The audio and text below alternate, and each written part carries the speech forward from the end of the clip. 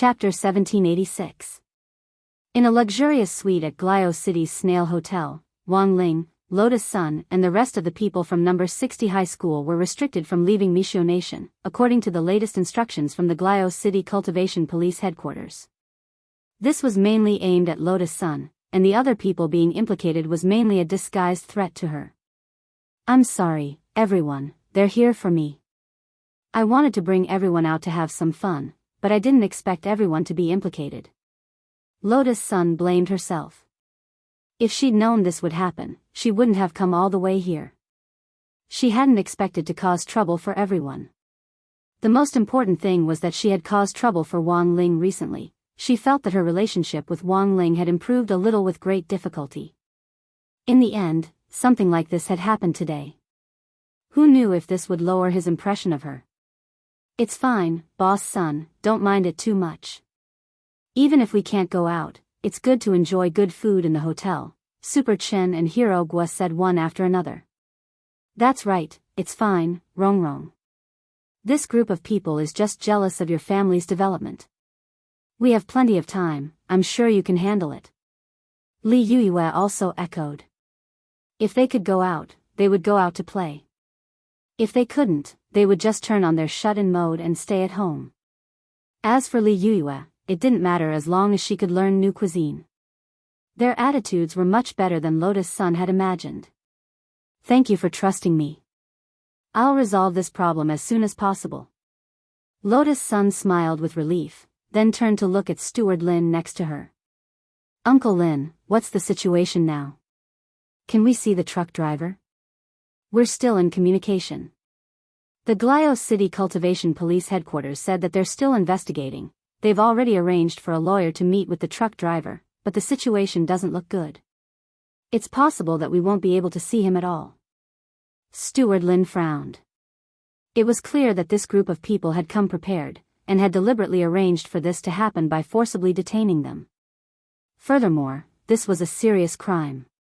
If they didn't think of a way to clarify the facts and used other means to slip out of Mishio Nation's territory, it might lead to deeper misunderstandings, and it would have an extremely negative impact on Huagua Water Curtain Group and Battle Sect in international public opinion. Wang Ling was naturally aware of the stakes in this matter. He didn't blame her in his heart, because all of this was just an irresistible trend. Back then, he had vigorously pushed grenade-throwing senior Immortal to establish Battle Sect and supported the latter's cooperation with Huagua Water Curtain Group because he wanted to use Battle Sect as a cover for himself. Now that Battle Sect was growing stronger and stronger, and the attention of cultivators all over the world was focused on it, Wang Ling had expected to encounter a backlash in Glio City. It was just that he hadn't expected the other party to use this kind of method to forcibly detain them. He thought about it carefully for a moment. It seemed that Western cultivators were very popular to use this kind of hostage diplomacy method. No matter what, they had to put a label on you first. As for other things, they could slowly negotiate until one side completely gave in. However, there was no evidence to support this claim. It was the same for the cultivation police in Glio City accusing Lotus Sun of murder. From beginning to end, there was only the truck driver's false testimony. Right now, the worst-case scenario is that truck driver. He's the only witness. If we can't prove that he testified, it'll be hard for us to prove our innocence. Also, if something happens to the truck driver, it'll be even harder for us to explain ourselves." Fang Xing rubbed his chin and analyzed calmly. "Classmate Fang is right." Steward Lin nodded. "So our Huagua Water Curtain Group has also applied for a witness protection order, but it's hard to say whether the cultivation police in Glio City will enforce it. These people are xenophobic to begin with, they probably won't listen to us, right?" Hero Gua sighed. "I just asked an uncle of mine who works in the cultivation police in Glio City. We were clearly on good terms before, but he didn't tell me anything this time. He told me to stay put, and said that he'd find a way for me to get rid of his connections and return to China." "You actually have a foreign uncle?" Everyone was shocked when they heard this. "Back then, my grandmother had more than 30 children, and my father was the 15th in the family. Now that the Gua family has expanded, my uncles are naturally all over the world. Hearing this, Steward Lin stared blankly for a long time before he continued, "Classmate Gua, you're really amazing, but your uncle has his own concerns about not telling you more. Because the power structure in this matter is too complicated. According to the information I've received so far, Glio City's Crimson Orchid Association is leading this matter. This is the largest local mafia, and has several excellent mercenary groups. The president of Crimson Orchid Association, Levis, used to be a famous captain, but he once blocked a giant ship in the canal, causing a huge traffic jam that caused huge economic losses around the world. Later, Levis was fired, and his family property was confiscated as a punishment. His family broke up, and he was thrown into Glio City's prison. Who would have thought that he would make a comeback in prison, and now he's the president of Crimson Orchid Association. But if he's the boss of a mafia, will the authorities in Glio City listen to him obediently? Fang Xing said. That's why things are troublesome. Steward Lin said, it's very likely that the church in Glio City is involved in this matter. In Glio City, the church is the true symbol of power. If the church steps forward and demands that the cultivation police headquarters punish them, we won't be able to do anything even if they're being unreasonable.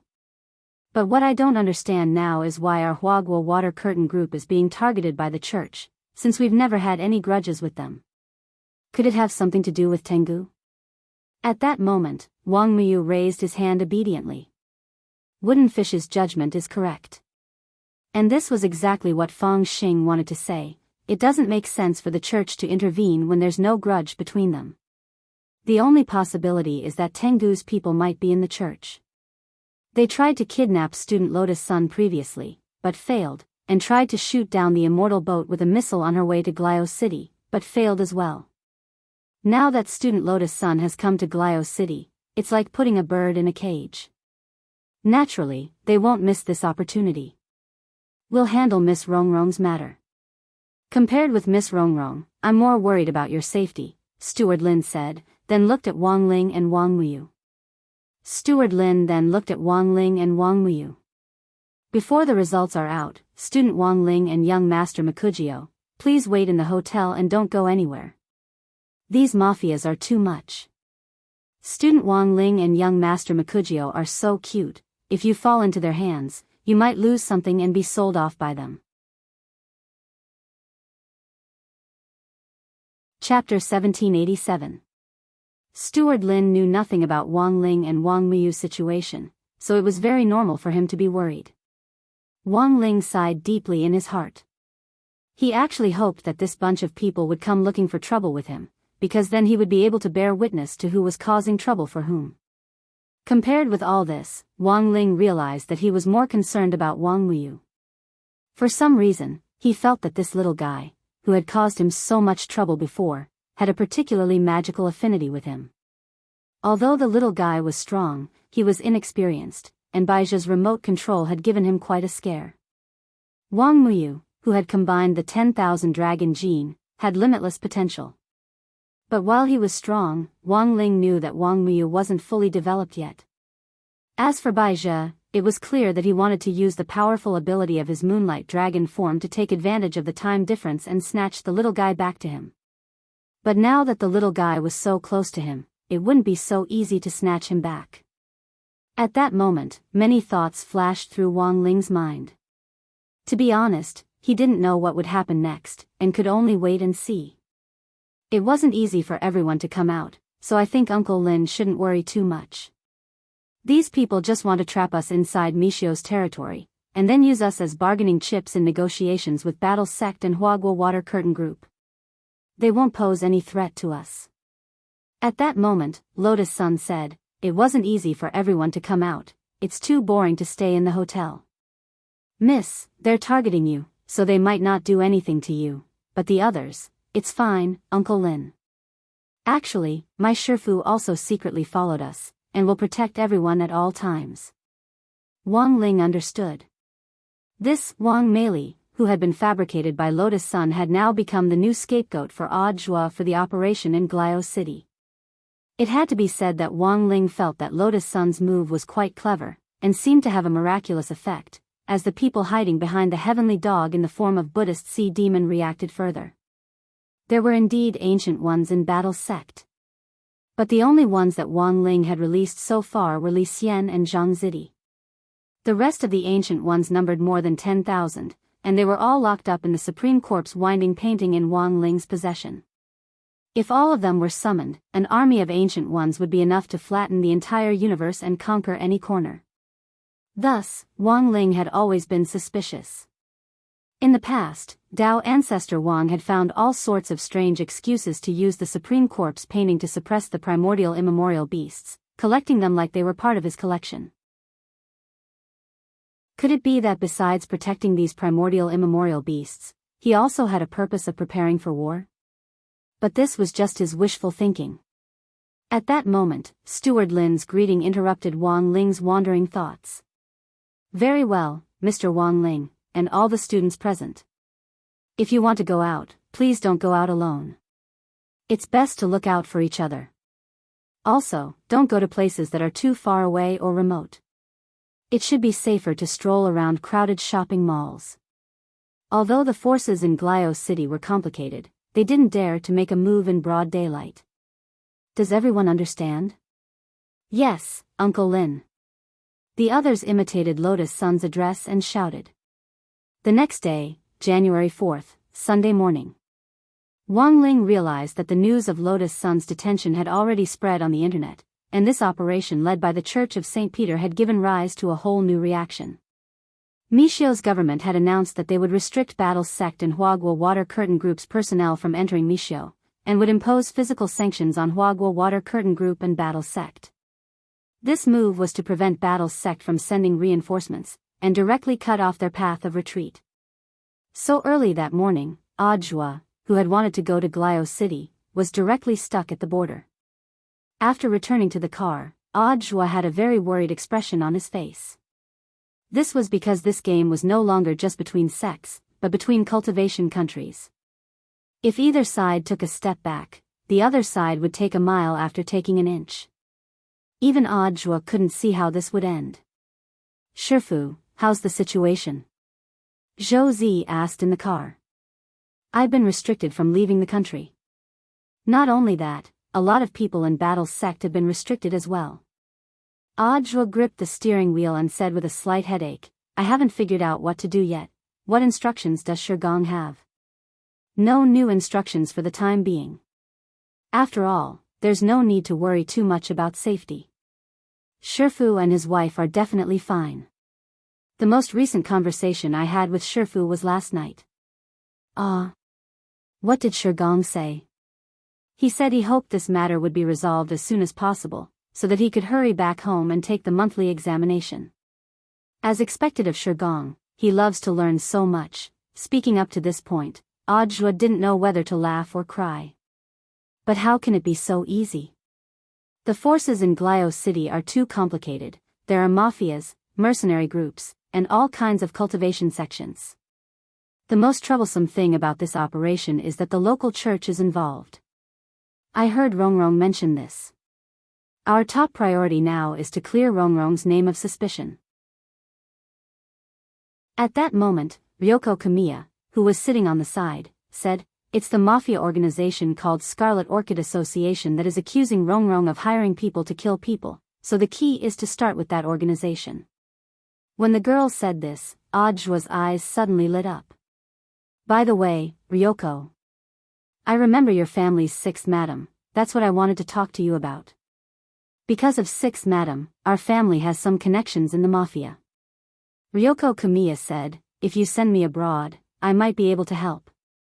I'm not on the sanctions list, so I can go out normally." "No, it's too dangerous." Audiobook's first reaction was to refuse. He really couldn't bear to let Ryoko Kamiya go. "With Wang Ling and Rongrong around, I'm not afraid. What are you afraid of?" Ryoko Kamiya said, "The top priority now is to get Rongrong and the others back. If you're worried, you can find someone to go with me. For example, Senior Golden Lamp, Senior Li Xian, and Senior Zhang Zipi. None of them will work. They're already registered on Battle Sect's official website. Their names are on the list this time." Audiobook shook his head and said, "If it really doesn't work, I'll have to ask Senior Qin Zong and Senior Xiang Yi to go with you. They haven't registered yet, it shouldn't be a problem for them to sneak in with you. Also, you have to arrange an identity for them. That's easy. I'll arrange it right away. Ryoko Kamiya nodded. She was about to take out her cell phone to contact the relevant personnel when she saw Odd Jua slowly stretch out his hand, and an emerald green bamboo sword suddenly came into view. Ryoko, I'll lend you this sword now. Glio City is very complicated. If you're alone, you can protect yourself with this sword.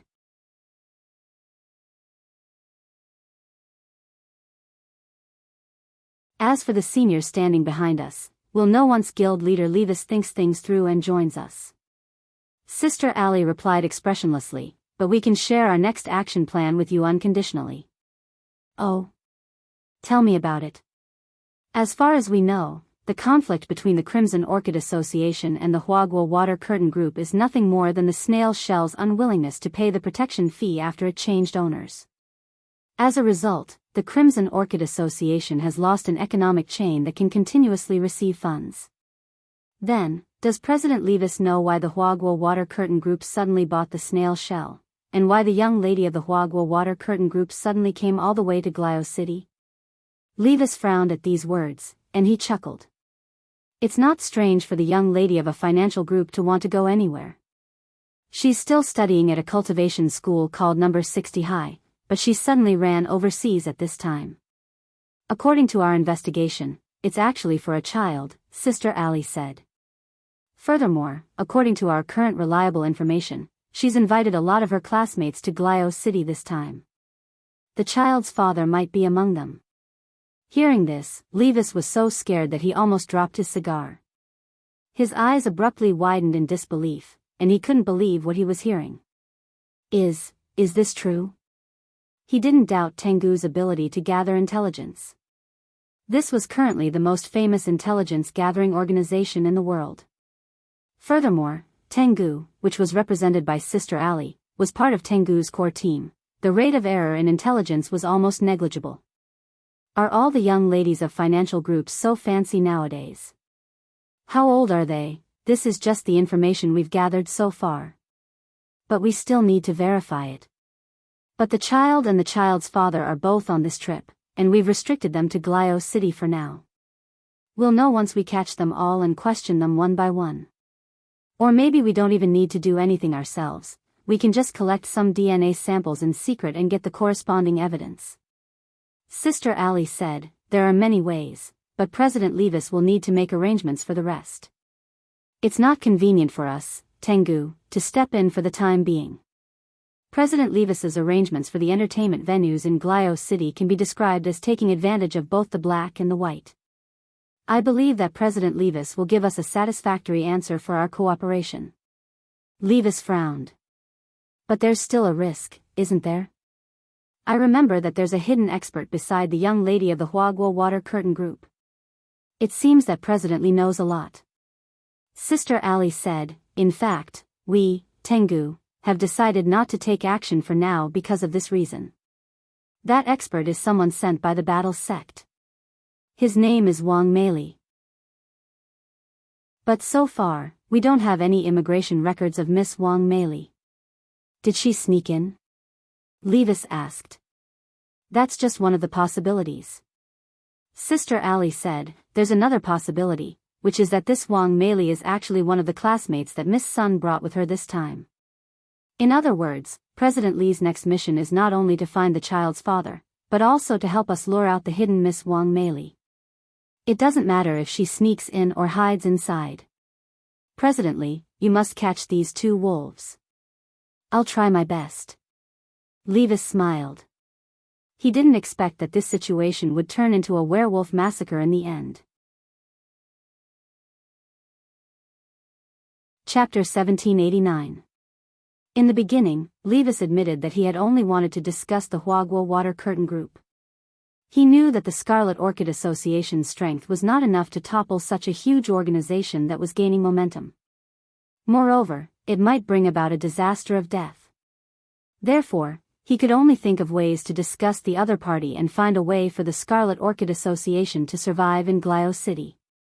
But now, with the involvement of Tengu's forces, with the support of the largest cultivation country, all kinds of forces swarmed in. The clergy of the church, the cultivation countries, all of them revolved around the grudge between the Crimson Orchid Association and the Huagua Water Curtain Group. Compared to simply disgust people, there was nothing more exciting than watching a huge financial group fall like a sun that had lost its energy. Moreover, Levis thought that moving to the Huagua Water Curtain Group would definitely cause a chain reaction, and even the battle sect would be affected.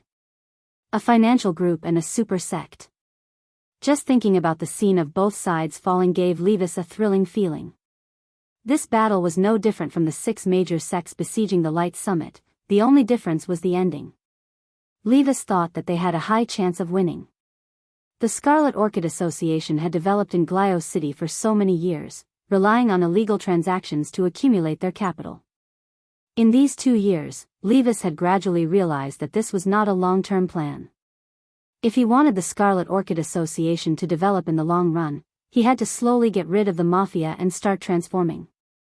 And now, in front of him was a great opportunity. With Tengu's influence and spies all over the world, if he could perform outstandingly in this operation, the Scarlet Orchid Association could be cleansed under his leadership.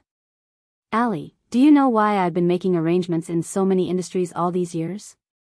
Levis took a deep breath and stood in front of the large floor-to-ceiling window, looking at the drizzling rain outside. Tengu, you know everything. Sister Ali said expressionlessly, President Levis, as long as you cooperate with us sincerely, helping the Scarlet Orchid Association transform is a piece of cake. All right. Since it's not convenient for you to show up for the time being, I'll do the hunting and fishing for the wolves. Levis looked at Sister Ali and said in a low voice, but this will be the last time. Of course. Sister Ali nodded. I just hope that President Levis will not be swayed. Wavering? Levis smiled. Don't worry, I'm a mature businessman. Will not do the treacherous thing. The Crimson Orchid Association has developed for so many years, but I am the only leader. My brothers are all willing to follow me. Sister Ali should know what kind of person I am. Of course. I don't mean anything else. I'm just reminding you. Sister Ali said, as far as we know, the eldest daughter of the Kyoya family, Kyoya Ryoko, is already on her way to Glio City. Because she is not a member of the war sect, she is not restricted from entering the country. Oh, it's her. Levis suddenly realized. I have some impression of this little girl. Rumor had it that she had a falling out with Miss Sun of the Huagua Water Curtain Group. Later, the 2 families formed an alliance. I thought they were just putting on a show to stabilize their stock prices. I didn't expect Miss Jiogong to be willing to wade into these muddy waters. That's not surprising, according to the intelligence we received. Miss Kamiya Yoshiko and a core member of the battle sect are Dao companions, but as for who it is, we are still investigating. Understood. Levis nodded. He already knew what was going on. In his eyes, this was just a little girl. Whether it was the Kyoya family or the Sun family, no matter how strong these 2 financial groups were, Glio City was their territory. Facing these 2 naive little girls, Levis was confident that he could defeat them, until they were beyond redemption. At 9:00 in the morning, an armed bus specially prepared for the number 60 high school group appeared at the entrance of Snail Hotel. Steward Lin had urgently mobilized it last night. As the name implied, it was a bus armed to the teeth. The bus's glass was specially made, and not only was it bulletproof, but it was also explosion-proof. The most important thing was that the bus was equipped with an amphibious system, which could run, dive and fly. Apart from that, the roof was equipped with a spirit power barrier, an anti-missile system and a defense system. Staring at this gaudy configuration, Wang Ling couldn't help sighing in his heart. But when he thought about it carefully, Steward Lin wasn't in the know, so there really wasn't much he could do. When the enemy became ruthless, they would go crazy. Nowadays, all the gangsters were at the Soul Formation realm, which directly reduced the overall mystery and quality of the Soul Formation realm to the price of cabbages. Although these people weren't worth mentioning in front of Wang Ling, ordinary defense measures were ineffective against Soul Formation realm cultivators. He didn't think these safety measures were of any use, but it seemed that they could at least provide some psychological comfort to Steward Lin. Steward Lin had also drawn up the travel plans last night, and tried to find places with as many people as possible. Their first stop was Wolf, which he hadn't been able to visit before. Yesterday, he hadn't been able to buy the "No one knows crispy noodle snacks gift bag better than me," so today's first stop was here, which made him very satisfied. Everyone, buy whatever you want, not just snacks, just take whatever you want. The most important thing in life is to be happy. Lotus Sun, who had reactivated her rich woman mode, smiled.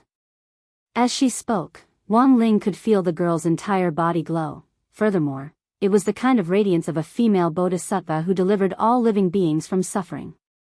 This armed bus didn't have a driver, and it used the smart driving mode of the Big Dipper navigation system. It was safe and stable, and although it looked cumbersome, it actually operated very smoothly, giving people a very safe feeling. Wang Ling sat in the last row of the bus, and Wang Miyu sat obediently on Wang Ling's lap. Lotus Sun couldn't help but be envious of this scene.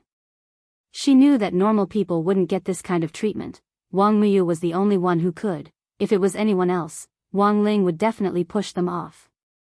Wang Ling and his little brother are really close. Hirogwa couldn't help sighing emotionally at this scene. Really, let's not talk about little brother. I think it wouldn't be strange for Miyu to call Wang Ling daddy. Super Chin spread his hands. Wang Ling, as the armed bus drove on the highway, Wang Ling, who had been sitting peacefully in the back, suddenly sensed that something wasn't right about the route. He had already been to Wolf once, and knew the route very well. In the end, the armed bus seemed to be taking the long way. Uncle Lin, are we going off course? Why do I feel like we're going further and further away? The two of them were telepathically connected, and Lotus Sun quickly sensed that something wasn't right. Steward Lin's forehead was beaded with sweat. After checking the navigation system, his expression changed drastically. Oh no. Why can't I control the autopilot? He cried out in alarm, startling everyone in the bus. This navigation system isn't right either. It's not the Big Dipper navigation system at all. I clearly installed the Big Dipper navigation system. At that moment, a clear, sly, and annoying electronic voice came from inside the armed bus. Hello. Wicked Navigation, at your service. Chapter 1790. In the office of the Crimson Orchid Association, Levis used a huge satellite telescope to remotely monitor the situation in front of him. The armored bus that he had tampered with was moving forward according to the original plan. Tengu really has eyes and ears everywhere. Even Huagua Water Curtain Group has Tengu's people. Levis smiled proudly. They're already cautious enough. They've brought along old employees who won't betray us easily. But we can use some means to replace those people without anyone noticing. Imitate their daily habits and looks, no one will be able to tell. Sister Ollie said. In another 20 minutes, they will follow the navigation system I deployed and directly cross that area, Levis snorted. As long as they pass through there, whether it's the Huagua Water Curtain Group or the War Sect, it will be a huge problem that they will not be able to solve. When the wicked navigation system beeped, Butler Lin immediately knew that someone had tampered with the armored bus. Everything was still normal during the inspection last night. He even personally tested the navigation system to ensure that everything was correct before getting out of the car. Moreover, he had arranged for the commissioner of Huagua Water Curtain Group to protect him throughout the night. When Steward Lin thought of this, he suddenly had a flash of inspiration. If the weaponized bus's system was still modified under such circumstances, it could only mean that there was a mole from Tengu among the two employees he had arranged to keep an eye on him last night. Steward Lin facebombed. He never thought that this trip abroad would not only turn into a confrontation between the cultivation countries, but also a spy war. Isn't this a bit too exciting? Miss and students, don't worry. I'll stop the car right away, Butler Lin said. There's no hurry, Uncle Lin. The bus can stop at any time. Right now, the most important thing to figure out is why they tampered with the system, Lotus Sun said. Butler Lin slapped his forehead. That's right. Miss is right. Let me see. After saying that, he stared fixedly at the route on the screen of this wicked navigation system and frowned deeply. I remember this direction is Mishio's Cultivation Army Garrison Base in Glio City? Oh no. It seems that they want to force our armored bus into the military base. When the time comes, they will exaggerate and report this action, and it will be interpreted as a provocation. The problems we are facing will become international disputes. And you're even on the side of disrespect. The other party's methods were more sinister than he had imagined. He had come to Glio City for 2 days just to use his world snack voucher. In the end, the mastermind behind all this wouldn't even give him this chance, which was already unbearable for him. He had never advocated making the first move, but at this time, he felt that he had no choice but to issue a warning to the other side. Dad? At that moment, Wang Muyu transmitted his voice to Wang Ling. He deliberately called out to Wang Ling, but realized that Wang Ling had no intention of responding. He knew what was going to happen next. It was obvious that Wang Ling was going to make a move. Wang Muyu was sitting on Wang Ling's lap. Although he couldn't hear the voice in Wang Ling's heart, he could feel the anger emanating from this crispy noodle maniac daddy's slightly trembling fingers. Then, Wang Muyu sensed a deep light flicker in Wang Ling's king's eye. This was a kind of eye-summoning ritual, as if something terrible was being summoned. Sigh, this group of people, why did they have to provoke such a monster?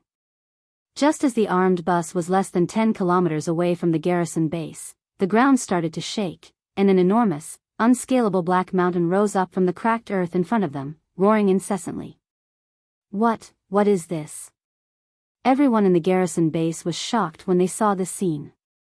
They were all outstanding soldiers with strong enough mental fortitude, but in the face of this sudden situation, they still couldn't help their legs turning to jelly. This giant beast, which had been born directly from the earth, was too terrifying. Its pitch-black back was like a row of mountains, and it flickered with a demonic light. Roar! The tremendous roar created a hurricane that blew everything in front of it into the sky. The ground cracked open, and countless trees were uprooted as they swept across the land in front of them. What is this? Steward Lin and the rest of the people on the bus were stupefied as they stared in shock at the giant beast in front of them attacking the garrison base. On the bus, everyone was discussing the situation. Is it a demon beast? No way, didn't the demon world coexist peacefully with us now? It's definitely not a demon beast. I can sense very strong spirit power from this big guy, and it doesn't mean us any harm at all, said Super Chin. Anyone with a keen sense of spirit energy could sense that this giant beast, which had suddenly risen from the earth, didn't have the slightest bit of demonic nature, but was instead filled with extremely powerful spirit power. It surpassed all the current spirit beasts on earth. But it was still a distance away from holy beasts and divine beasts. Wang Ling had still held back. It was just a small punishment. Otherwise, given his ability, any holy beast or divine beast he summoned would be enough to flatten a cultivation country. The giant beast in front of them was the one he had summoned from the hole in the earth's core using the power of the king's eye. It had never appeared on the surface, so most cultivators had no idea what it was. Although there were a lot of hypotheses about the hole in the earth's core in the world, no one had ever been there. The reason why Wang Ling was certain that such a place existed was because he had once made the spirit of the earth cry. The world of the hole in the earth's core was enormous. The spirit beast that Wang Ling had summoned now was over 100 feet long, but it was just a cub inside. Before it had been summoned here, this geocentric behemoth cub had been having a meal with its mother, but in the next instant, it had been sucked into the world on the surface. This gave this geocentric behemoth an indescribable sense of fear. Thus, the moment it appeared, it wasn't just the people in the military base who were startled, even the giant beast itself was startled. It spread its legs and stomped in the direction of the base in front of it. In that instant, the entire Mishio cultivation military base in Glio City panicked. Although Wang Ling's armed bus had already appeared on their radar signal, it had now been completely overshadowed by this giant beast that had suddenly appeared. Hurry and report to the colonel. A giant beast is attacking. And there's no record of it in the database. It came out of the ground like a bamboo shoot. Reporting, sir. We have to give it a name. Idiot. A commander in the base shouted, since it came out like a bamboo shoot, let's call it a bamboo shoot monster. Reporting, sir. Then what about the signal from the armed bus that we captured earlier? It can go wherever it wants. Our home is about to be torn down, and you still have the mood to care about this? The base commander rubbed his head, feeling a headache coming on. At the same time, on the other side, Levis, the president of Crimson Orchid Society, who had captured this scene through a satellite telescope, and next to him, Sister Ollie couldn't help gaping.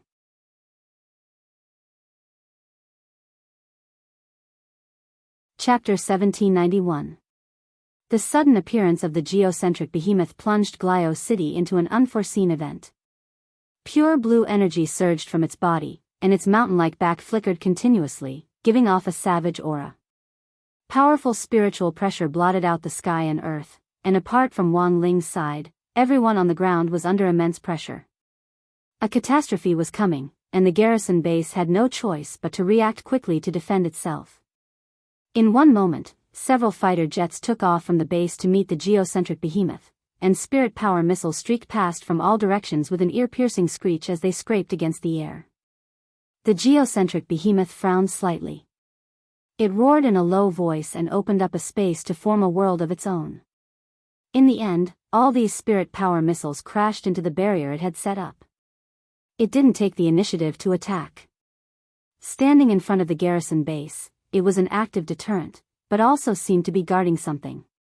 The sky and earth trembled with unimaginable might. What on earth is it trying to do, stand in the street? No, there's no way such a big behemoth would come out of the ground just to scare us. Is it because its arms are too short and it can't throw a left jab at us? That's even more impossible. In short, it hasn't taken the initiative to attack us yet, so it's best if we don't do anything. Their spirit power missiles were ineffective to begin with, and continuing to fire them was nothing more than a waste of ammunition. Pilots were more realistic, and had to consider the actual situation. After all, in Ultraman, it was always Ultraman's light waves that killed the monsters in the end, not the fighter jet's missiles. Apart from Ultraman's ultimate move at the end, the earlier scenes of fighter jets attacking the monsters were nothing more than a joke, and from an obscure point of view, it was telling the audience that using missiles to hit the monsters was a lonely fight. Since the geocentric behemoth hadn't taken the initiative to attack, the garrison base stopped its next round of attacks. At the same time, everyone was trying to figure out what this behemoth's real intentions were. Where had it come from? Why had it suddenly launched an attack here? When would reinforcements arrive? These were all questions. Looking at the current outcome, it was clear that this was a standoff. As for how long the standoff would last, no one could predict. At that moment, the armed bus Wang Ling was on was moving backward, and only stopped to watch from a distance after it reached a safe position. It wasn't that the armored bus had regained control, but that the Immortal navigation system had acted spontaneously. The wicked navigation system contained AI to begin with, and Wang Ling had realized early on that while this wicked navigation system was wicked, it was extremely afraid of death. Therefore, he directly summoned such a giant geocentric beast to block the entrance of the garrison base. It had no choice but to retreat and maintain a safe distance. So you're also afraid of death? Fang Xing sat at the very front. He folded his arms and stared at the steering wheel of the bus. The Immortal navigation system did not reply. Fang Xing, what are you doing, talking to a GPS? Asked Hirogua. This isn't an ordinary navigation, but one with artificial intelligence, said Fang Xing. Look, after the behemoth appeared, the armed bus kept retreating. This only proves one thing, it's scared. I see. Hirogua nodded. However, this guy is still pretending to be dead. He refuses to cooperate and doesn't say a word. I wonder if you guys have any way to deal with him. That's easy. I'm familiar with torturing the system. Hirogua laughed sinisterly. Then, He turned on the monitor in the armored bus, pulled out the connection device, and took out a black USB flash drive from his pocket. "What's this?" asked Lotus Sunday. "It's known as the deep sea bomb in the system world. It was originally taught to me by an uncle."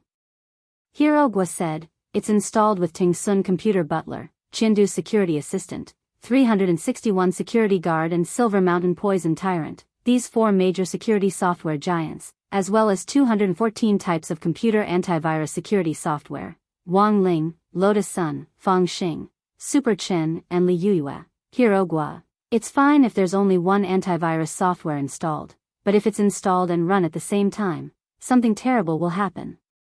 Haven't you ever wondered what would happen if you let these antivirus software kill themselves?" Hearing this, the Immortal navigation system couldn't help trembling a little. As a newly born AI, it had yet to properly experience the splendor, prosperity and beauty of the boundless world, and didn't want to die just like that. If so many antivirus software were installed in its body at the same time, even the Immortal navigation system itself couldn't imagine what would happen. If that really happened, these antivirus software might directly follow the system and cause its core to collapse. Too terrifying. Woo woo woo. These people had no hearts. Were they all demons? Just as Hirogwa was about to insert the USB drive, the Immortal navigation system finally couldn't take the pressure and said, "Wait, young hero. Let's talk.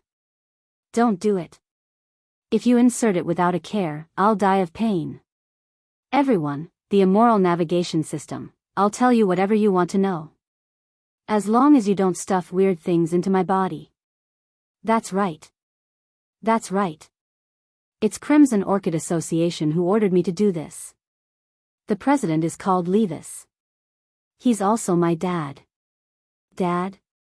"Because he's my developer, he has several wives and leads a promiscuous life. He's an out-and-out PUA scumbag. Young heroes, please be sure to annihilate him." Everyone in the armed bus was horrified. Good heavens, a benevolent father and a filial son. At the same time, a man with long blonde hair and wearing a dark blue uniform and white trousers appeared on the horizon. His clothes fluttered in the wind as he trod on the wind.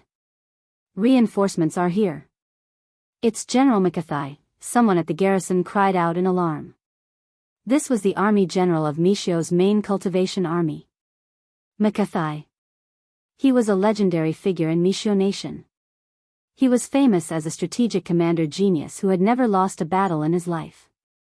He had reached true immortal realm a long time ago, and had cultivated to the peak of 9th peak. Now that Earth had upgraded, there were no longer any restrictions on his combat strength, and no one knew how high this legendary general's realm had risen. Evil creature. He descended from the firmament, his whole body radiating a golden light like a sun god, and there was a kind of arrogance in his eyes. Mikathai had been in seclusion for a period of time after his upgrade on Earth. He had just come out of seclusion, and the opponent in front of him was this behemoth that had appeared out of nowhere, which made him feel excited all over. "Today, I'm here. I don't care who sent you here, along with the person behind you, I will definitely eliminate you," he shouted. In the next second, the dark blue uniform behind him was enveloped in a ring of flames, like a golden crow. Everyone knew that the flames of war were about to rise, and a battle between a legendary figure and a behemoth was about to begin.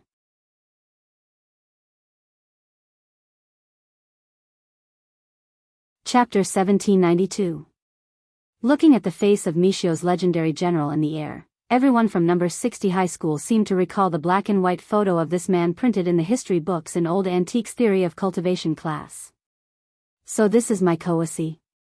He does look a little similar to the photo, but why does it feel a little different? He looks a lot younger." Li Yuyue covered her little mouth in surprise.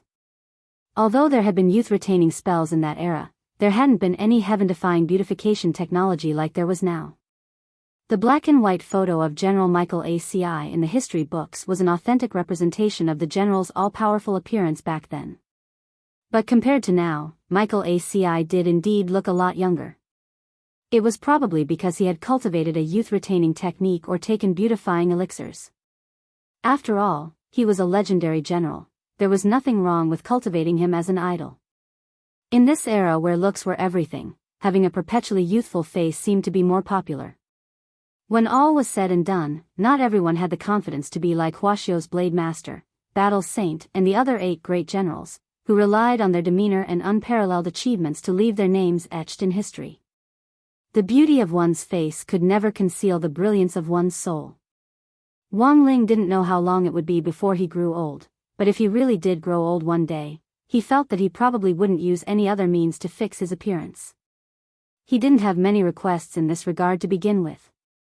In all things, going with nature was the eternal and unchanging truth. It was just that not everyone thought that way. The modern cultivation world was very different from before. In an era of ever-changing profit models, even a legendary general like Michael ACI couldn't avoid becoming a tool to consolidate his social and financial status. It was true that Michael ACI was a genius, but if a cultivator's heart was tainted, it would be hard for him to achieve anything in the end. At that moment, the moment Myoxi transformed into the Golden Crow, Wang Ling and Wang Muyu simultaneously noticed that over 100 electronic eyes had surrounded them from all directions. These were the electronic eyes that Michael ACI had set up. He was confident that he could defeat the geocentric behemoth, so he planned to record it as video evidence to promote his reputation in the future. In the sky, the golden light that covered his body merged with the sun, as if they had become one. The blazing light finally condensed into a golden ripple in the center of his palm. Ripple sprint, huh? Wang Muyu frowned. He could sense that this was a spell that extracted the flames of a star.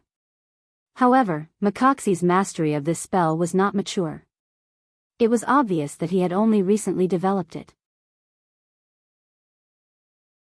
Machi's current display was actually a way for him to show off his muscles to the world in coordination with the electronic eye. Looking at this scene, Wang Muyu muttered disinterestedly, "It's far from the ripple scamper. The true ripple sprint technique could cause the light waves emitted to be equivalent to the temperature of the sun's core." However, the current temperature of Michael's body was not even a third of the temperature of the sun's core. Perhaps he could show off his muscles on Earth. But in the eyes of a true expert, it was child's play. It could only be called the little sun fist. "Daddy, when are you going to show me? Let him see the real ripple sprint." At that moment, Wang Muyu, who was sitting on Wang Ling's lap, transmitted his voice and looked at him expectantly. Wang Ling, even if he wanted to show it, he couldn't do it on Earth.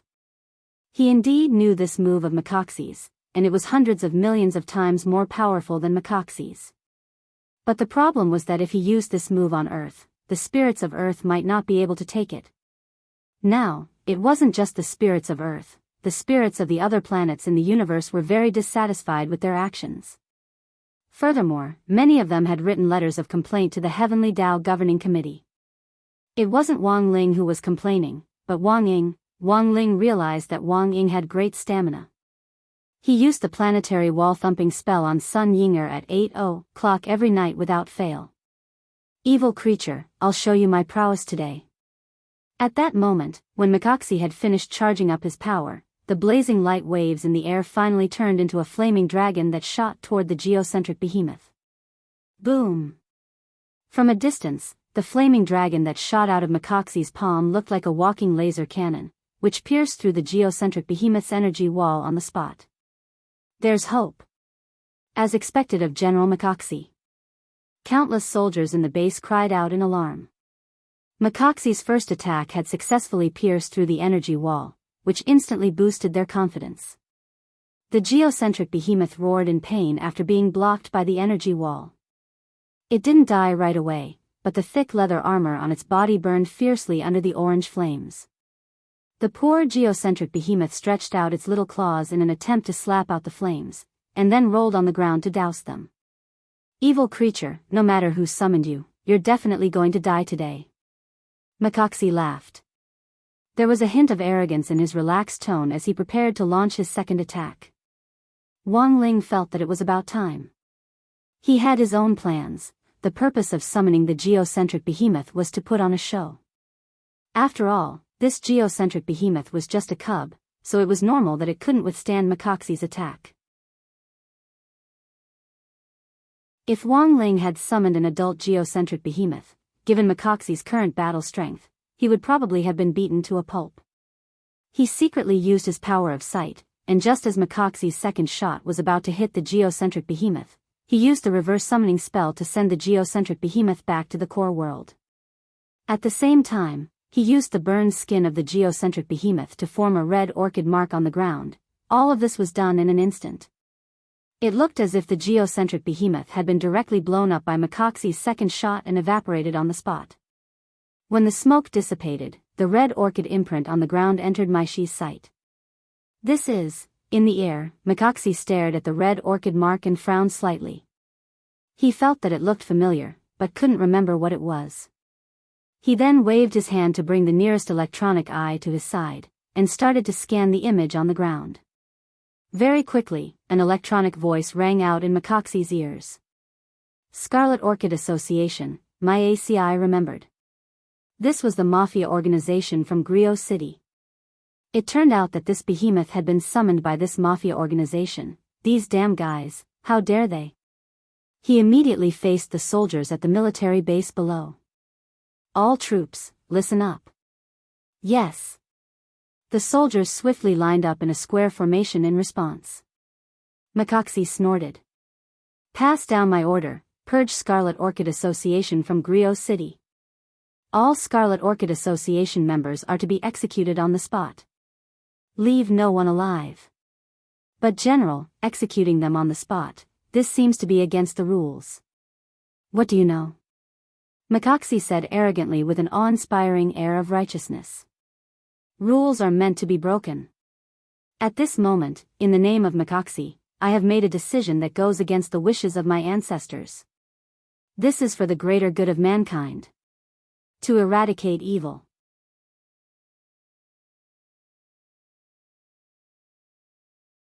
Chapter 1793.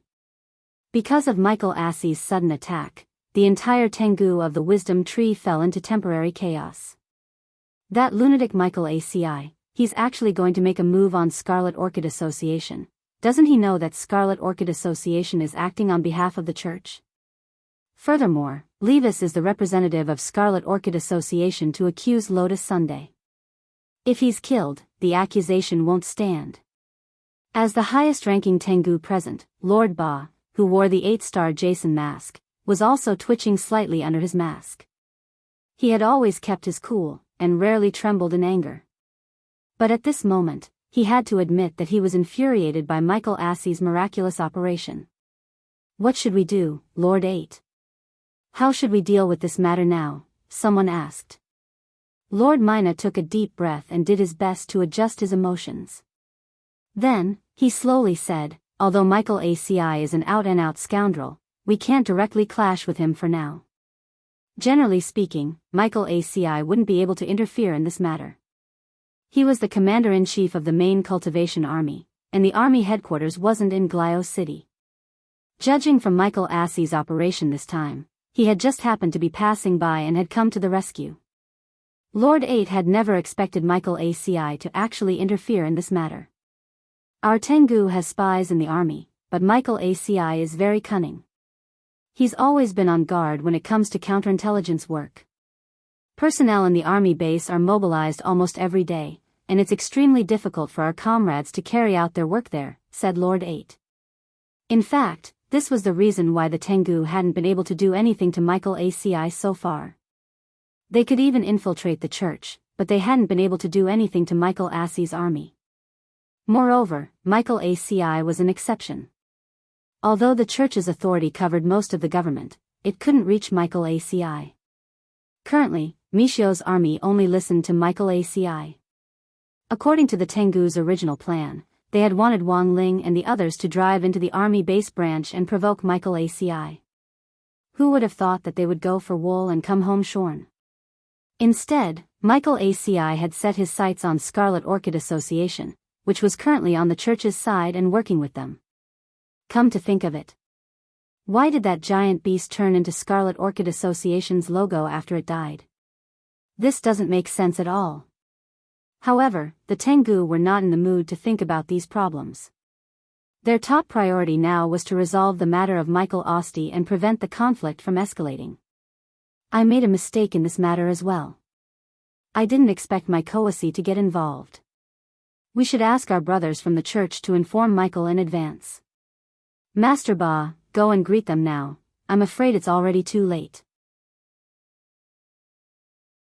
Michael Aci has always been a proud and confident man. He would never revoke his orders. Then what should we do? We can only try to communicate with them first. At the very least, we can protect Levis and prevent Michael's forces from attacking him. Master Ba said with a headache, but this isn't a bad thing. At the very least, it was obvious that the battle sect had indeed sent experts over to protect them. Or maybe one of the high school students on the armored bus is Wang Meili. High school student? No way. Maybe he's just borrowing the identity of a high school student. Master Ba said, otherwise, there's no way to explain why such a huge beast would suddenly appear in front of the garrison base branch. Furthermore, after it died, its remains formed the shape of Scarlet Orchid Association's logo. Saying this, he couldn't help sighing. I underestimated these people's methods. This move of diverting trouble is very good. But it won't be so easy to sow discord among us and cause internal strife like this. It's time for venerated Emperor's Senior Immemorial One to take action. Although there are only 5 of them in the first batch, it's already enough to give them a hard time. I want to see how this Wang Meili plans to deal with them. Under the accusation of the immoral navigation system, Wang Ling had been quick-witted to divert trouble and successfully set up a conflict between Michael Aci and Scarlet Orchid Association. If things had gone smoothly, as long as Levis was killed by Michael Aci, the accusations against Lotus Sun from the Glio government would naturally vanish like smoke. Furthermore, Lotus Sun wouldn't be the one to blame for Levis's death, and no one would think that she had ordered Michael Aci to kill Levis. Because everyone knew what kind of person Michael Aci was. What he valued the most was his reputation. As a legendary general of Mishio Nation, there was no way he would listen to the orders of a big miss of a financial group and kill a mafia boss. Of course, Wang Ling still didn't know if things would go as smoothly as he had expected. Tengu had eyes and ears everywhere. It wouldn't be difficult for them to use some means to protect Levis. On the other hand, Tengu's influence had already infiltrated the church. If they wanted to completely resolve this matter, the best way was to break up the relationship between the church and Tengu, so that the church and Michael Aci would share a common hatred for a common enemy and turn their guns on Tengu. They just needed to watch from the sidelines as these people fought each other in their own territory. They were suspicious of each other and transferred their conflicts to each other. This was a living Western house of cards. Wang Ling had thought that these things could only be seen in TV dramas, but the truth was that they really existed in reality. Young heroes, where do you want to go now? I'll cooperate, at that moment, the wicked navigation asked. He was already afraid. Under the threat of Hirogwa's USB drive, he had no choice but to compromise with number 60 high. In fact, it wasn't that the wicked navigation hadn't collected information on number 60 high before carrying out this mission. Back then, it had a feeling that these high school students wouldn't be easy to deal with. Based on historical observation data. In this half a year's time. Shadow Stream, Immortal Mansion, Devil Emperor Guapai, Yicha, all sorts of evil forces big and small inside and outside Washio Nation had already been destroyed by number 60 high. It might not seem like it had anything to do with number 60 high, but in fact, everything was connected to it. Hence, the wicked navigation had thought that this operation wouldn't go smoothly, and that something might happen. In the end, it had been proven right. Sometimes, the analysis of big data was very useful. It was just that the wicked navigation hadn't figured out which of the people in number 60 high was the hidden expert. Now, it could only feign civility and surrender, and secretly gather information.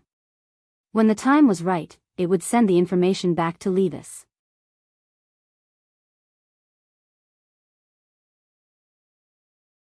Chapter 1794. The wicked navigation took a moment to fill in the blanks. It thought that its fake surrender wouldn't be detected, but as an AI that already had the ability to think, Wang Ling would still be able to hear every single one of its little schemes. It wasn't just Wang Ling, everyone, including Wang Muyu and Lotus Sun, knew what the wicked navigation was up to. However, they were smart enough to pretend that nothing had happened. "Daddy, is this navigation system stupid?" Wang Muyu sent a voice transmission. To be honest, Wang Muyu was speechless at the Immortal navigation system. It was just a navigation system. Even if it was made into an anime, it wouldn't have any image. At most, it would just find a voice actor. But why did this wicked navigation system like to add scenes for itself? Wang Ling made a shushing gesture as a hint for Wang Muyu to stay put for now. Wang Muyu understood, then turned his little head toward the window and asked, "Where are we going now?" "Of course we'll act according to the original plan," Lotus Sun said, "and I just received a message that Yoshiko will be here soon." Is it Miss Kamiya Yoshiko?" Li Yuyue was shocked and immediately complained, "He came to our class a while ago. She came in as a transfer student, but she didn't even go to school for a few days. I thought she dropped out." "I didn't quit school, but there are some things that I haven't finished yet." Lotus Sun smiled awkwardly. "After going to the mall, we'll meet up with Yoshiko. We've already agreed on the location." "Where?" Super Chin asked. "Glio City's landmark, the Starry Sky Tower. Opposite us is another landmark, the Wisdom Tree," Lotus Sun replied.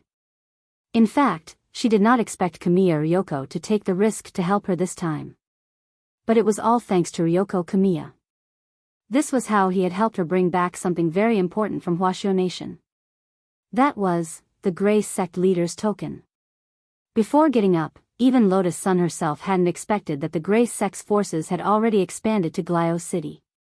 Before she set off, in order to better manage the Grey Sect in Huashio Nation, she had temporarily given the sect leader's token to Ryoko Kamiya for safekeeping. And now, Kiya Ryoko had brought the sect master's token over. This also meant that she would have the ability to control all the Grey Church members hiding in the dark in Glio City. The Tengu's intelligence network was indeed extensive. However, they had left out the Grey Church, an organization of cultured people established for the purpose of literary discussion. So what if it was the church? In this day and age, who wasn't a sect master? Lotus Sun already had a comprehensive plan in mind. It wasn't easy for her to travel abroad with Wang Ling. It was all because of Tengu that her plans had been completely ruined. This time, she had to wipe out this hateful organization once and for all. Wang Ling, the wicked navigation smoothly parked the car in the basement of Woolwolf Supermarket, but Fang Xing and Steward Lin decided to stay in the car. "Hey, Fang Xing, you're not going?"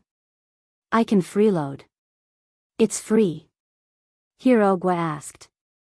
"It's fine, I've already told Super Chen what I want to buy, and he'll buy it for me. The GPS isn't honest, so it's safer for Uncle Lin and me to stay here and watch over it." Fang Xing smiled, the same sunny smile on his face that didn't look out of place.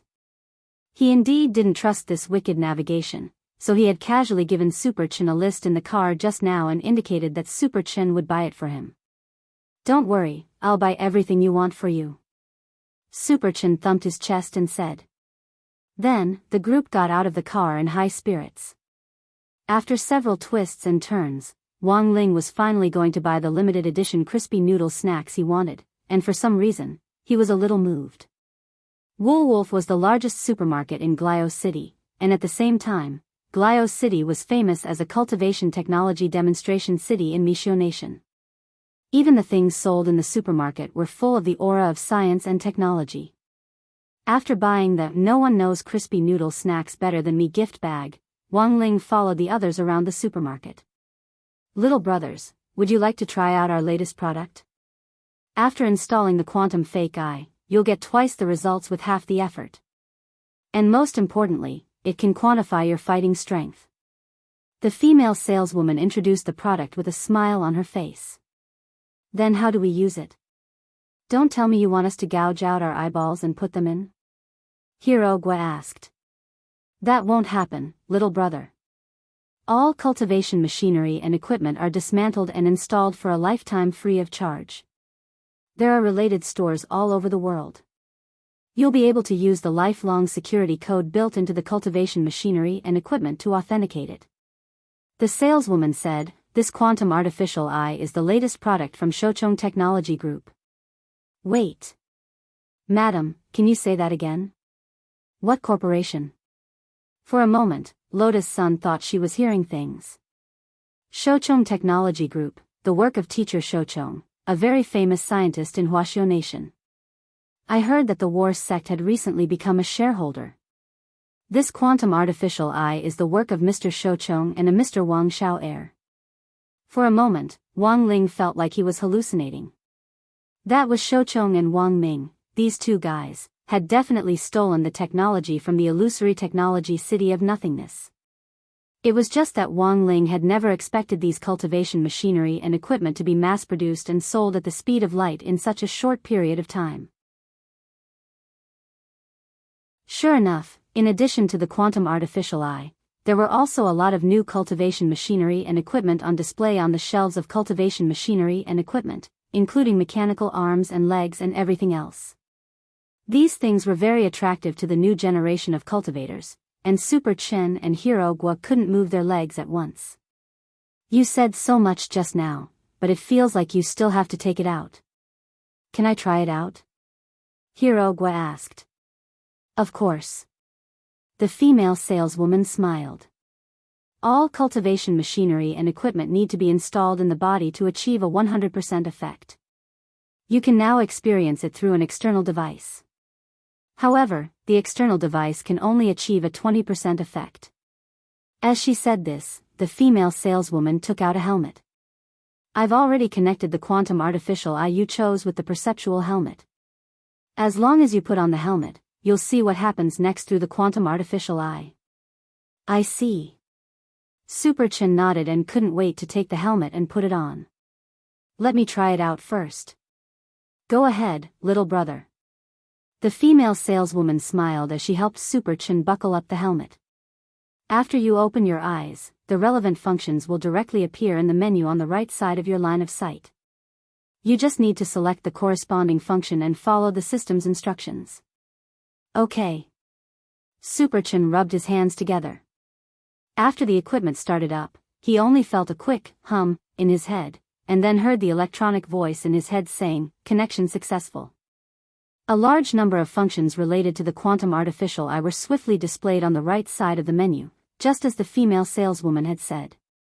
Combat strength measurement, quantum speed reading, heat scan, extreme vision, supervision, one click to cast monthly vote, blink to beat Kushuan. Super Chen was dazzled by the dazzling array of functions. There's actually supervision? Super Chen was startled. Is this legal? It's legal in our Glio city. The female saleswoman smiled. Of course, this is a VIP function that requires members to top up. The specific effects of the vision are graded according to the member. King members have full vision. King members and below won't have very good vision. You still need to top up. Super Chen sked. Is there a free experience function? Yes, the combat strength measurement is free. Little brother, you can try it on your friends. Super Chen nodded slightly. Then, in the next second, he immediately focused his gaze on Wang Ling. The data showed that Wang Ling was at the early foundation establishment stage. Super Chen immediately laughed. Hey, Lingzi.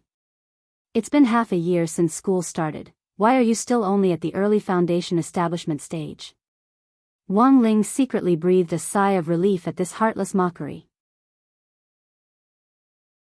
It seemed that Wang Ming had already taken him into account when he had designed this function back then. Any scan aimed at him would be directly covered up with artificial data. This artificial eye isn't bad. After playing with it for a long time, Super Chen took off the helmet for Hero Gua to try. Then, he walked over to Wang Ling and patted him on the shoulder.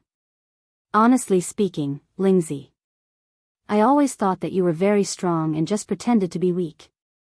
Now it looks like the misunderstanding has been cleared up. As expected, you're a mascot. Wang Ling, at the same time, a mysterious black shadow who was closely observing Wang Ling in the supermarket was recording something in a small notebook. The title of the notebook was written in a large font, Analysis of the Hidden Experts Among the Members of Number 60 High School. Below it was a list of the people on this trip. Fang Xing, Super Chin, Hirogwa, Li Yuyue, Lotus Sun and... That was right. When he had recorded the names, he had forgotten Wang Ling's name, and didn't know who on earth this person was. This was why he had used 3 question marks as a marker. It wasn't until now that he had been observing Wang Ling in secret. Only then did he finally remember who this Mr. was. And now. He used his pen to completely black out these 3 question marks. Because just now, that Super Chen had already helped him eliminate one wrong answer. A mere early foundation establishment good for nothing. He wasn't worth their Tengu's attention. The error-free chapter of the daily life of the Immortal King will continue to be updated on the mobile game bar. There are no advertisements on the site, so please collect and recommend the mobile game bar. If you like the daily life of the Immortal King, please collect. The daily life of the Immortal King mobile game bar is the fastest to update.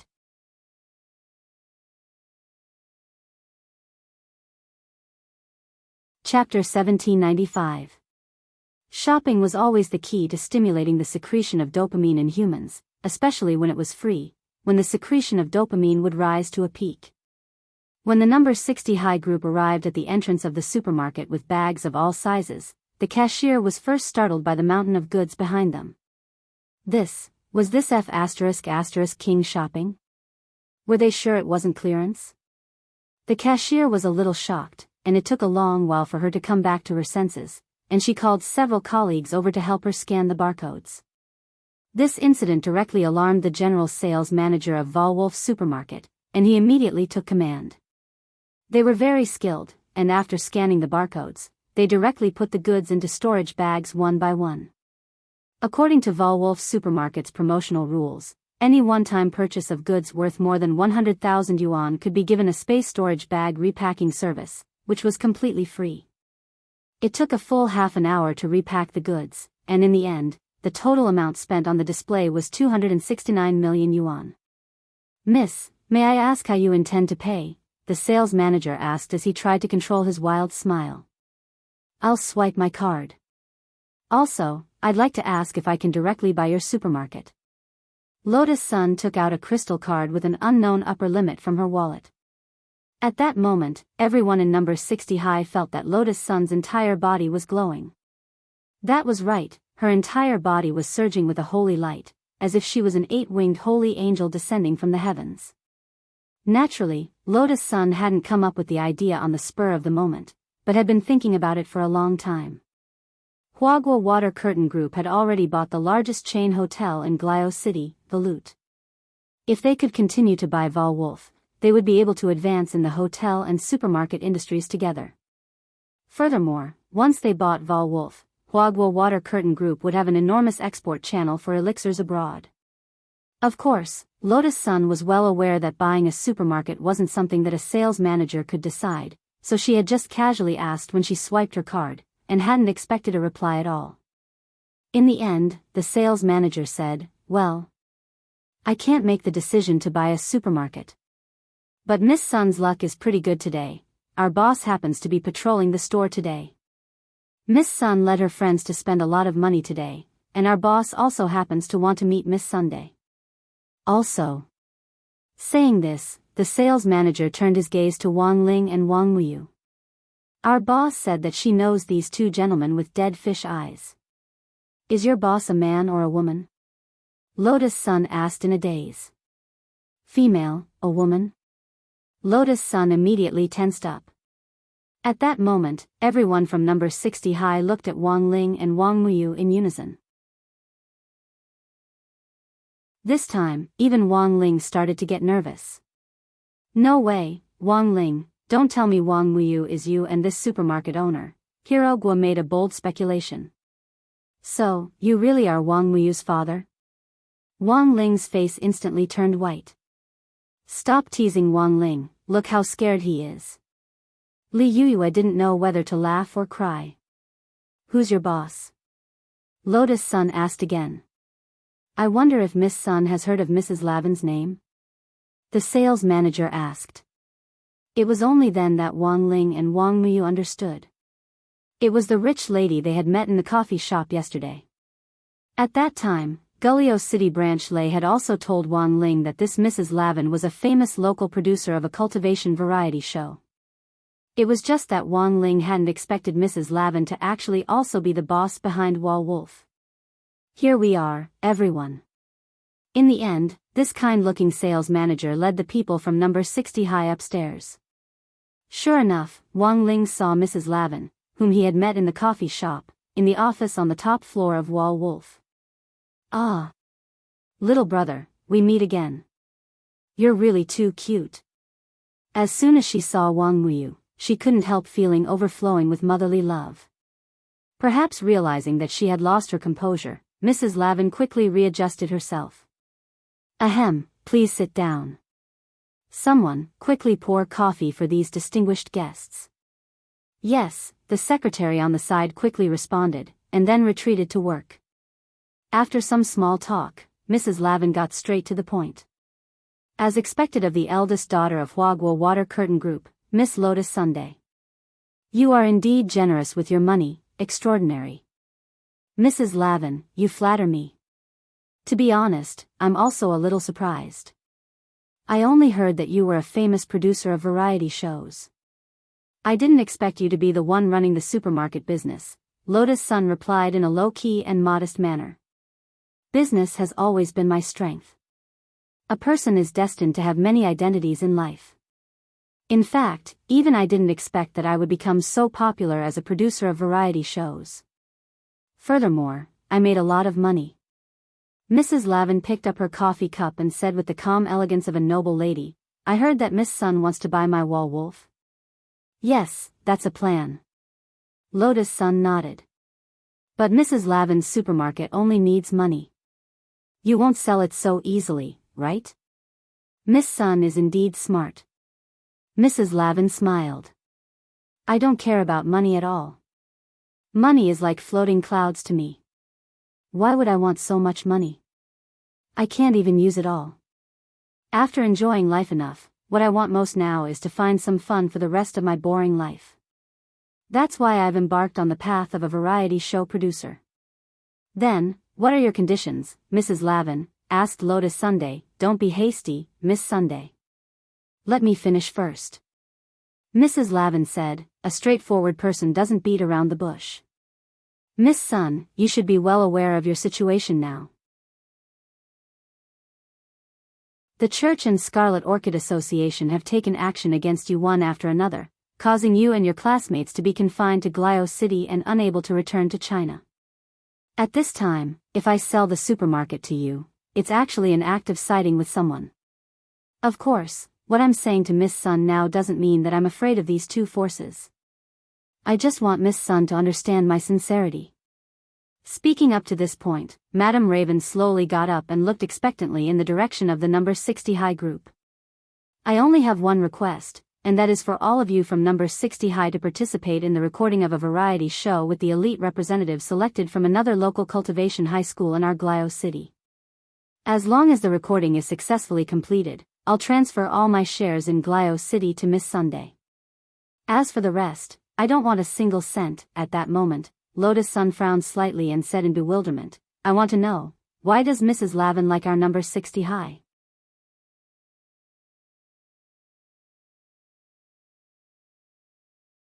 Chapter 1796. I think Miss Sun and all the students present should be very clear on why number 60 high was chosen. Madame Raven covered her mouth slightly with her right hand, which was covered in white lace, and smiled. In less than half a year, from Shadow Stream, Immortal Mansion to that devil Emperor Guapai, the destruction of so many organizations and experts one after another is inextricably linked to your number 60 high. To be honest, it doesn't have much to do with us. It's useless even if Miss Sun prevaricates like this. Number 60 high's reputation has long spread overseas, including in Gullio City. Elite high school students who want to cross borders to challenge number 60 high are eager to try. She smiled. If we hold a variety show challenge between high school students at this time, I believe that the ratings will already surpass all previous ones. I just want a thrill, and I hope Miss Sun won't have any other concerns. In addition, in order to ensure that Miss Sun and all the students can stay here and participate in the recording of this variety show without worry, I have also sent an email application to number 60 High as the producer of the variety show. Saying this, Madam Raven fiddled with the electronic wristwatch in her hand, and with a buzz, an email was immediately projected in the air. This is Old Chen's email. It even has Old Chen's school seal. At this point, everyone from number 60 High was dumbfounded. As you can see, the headmaster of your school has agreed to let you stay to record this variety show challenge. He has also applied for a 7-day holiday. Don't worry, the variety show won't take too long to record. 7 days is enough for us to finish competing in all the events. In addition, Headmaster Chen also made a request, which is to conceal your identities. I can also guarantee this. Madam Raven smiled brightly. Throughout the recording of the variety show, we will provide you with exclusive masks to cover your faces. You only need to wear your school uniforms to participate in the show. As for me, it's useless even if I wear a mask, because someone will definitely know who I am. At that moment, Lotus Sun sighed in her heart as she sighed at Madam Raven's methods. She was the future successor of Huagua Water Curtain Group, and now that such a thing had happened in Glio City, the whole world's attention was on her. Even if she wore a mask to hide her identity, it was useless. As long as she released information about Showdown High, even if she didn't mention her name, everyone would definitely know that it was her. In Lotus Sun's eyes, this was no different from directly reporting her ID number.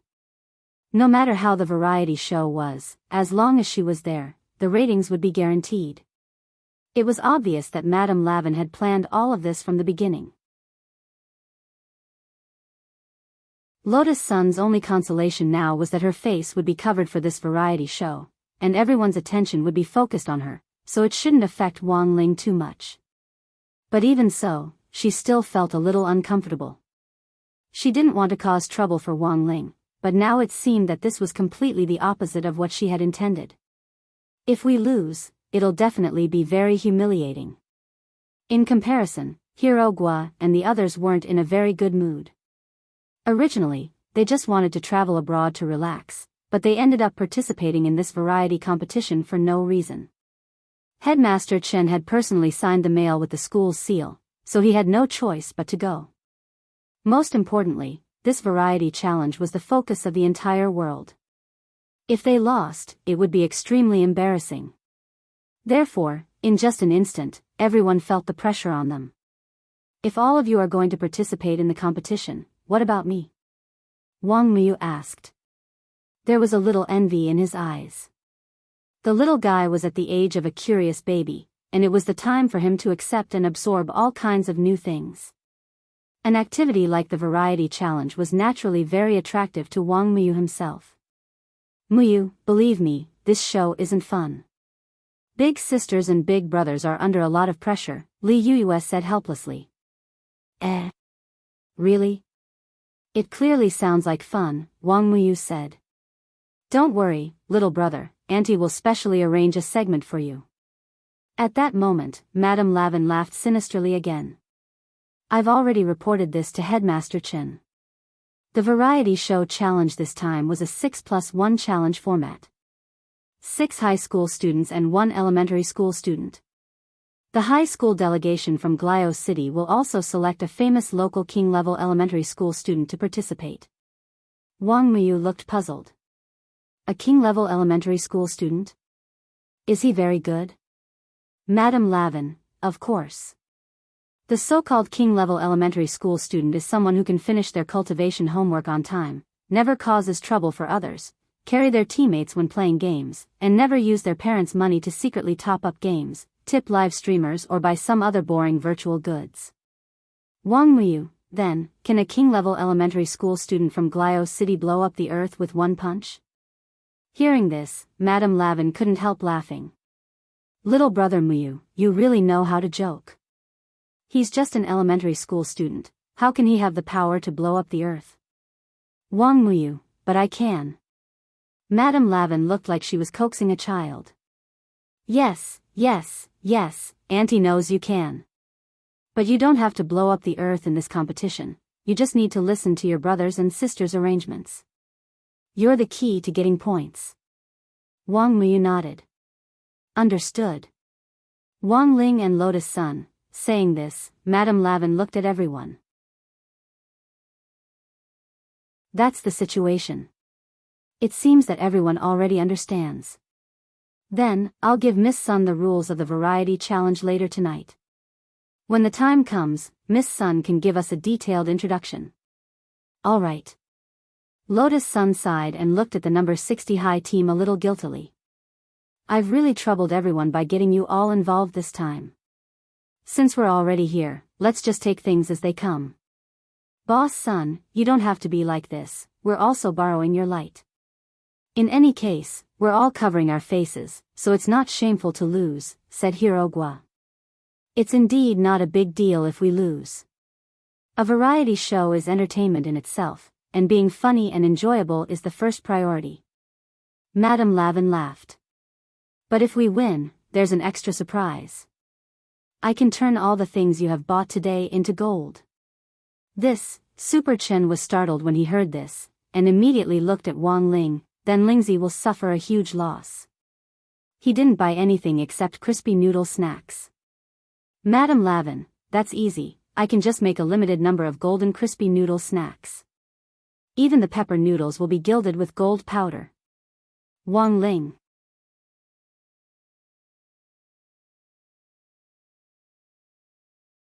Chapter 1797. After bidding farewell to Madame Lavin, everyone successfully met Ryoko Kwamiya in the Starry Sky Tower.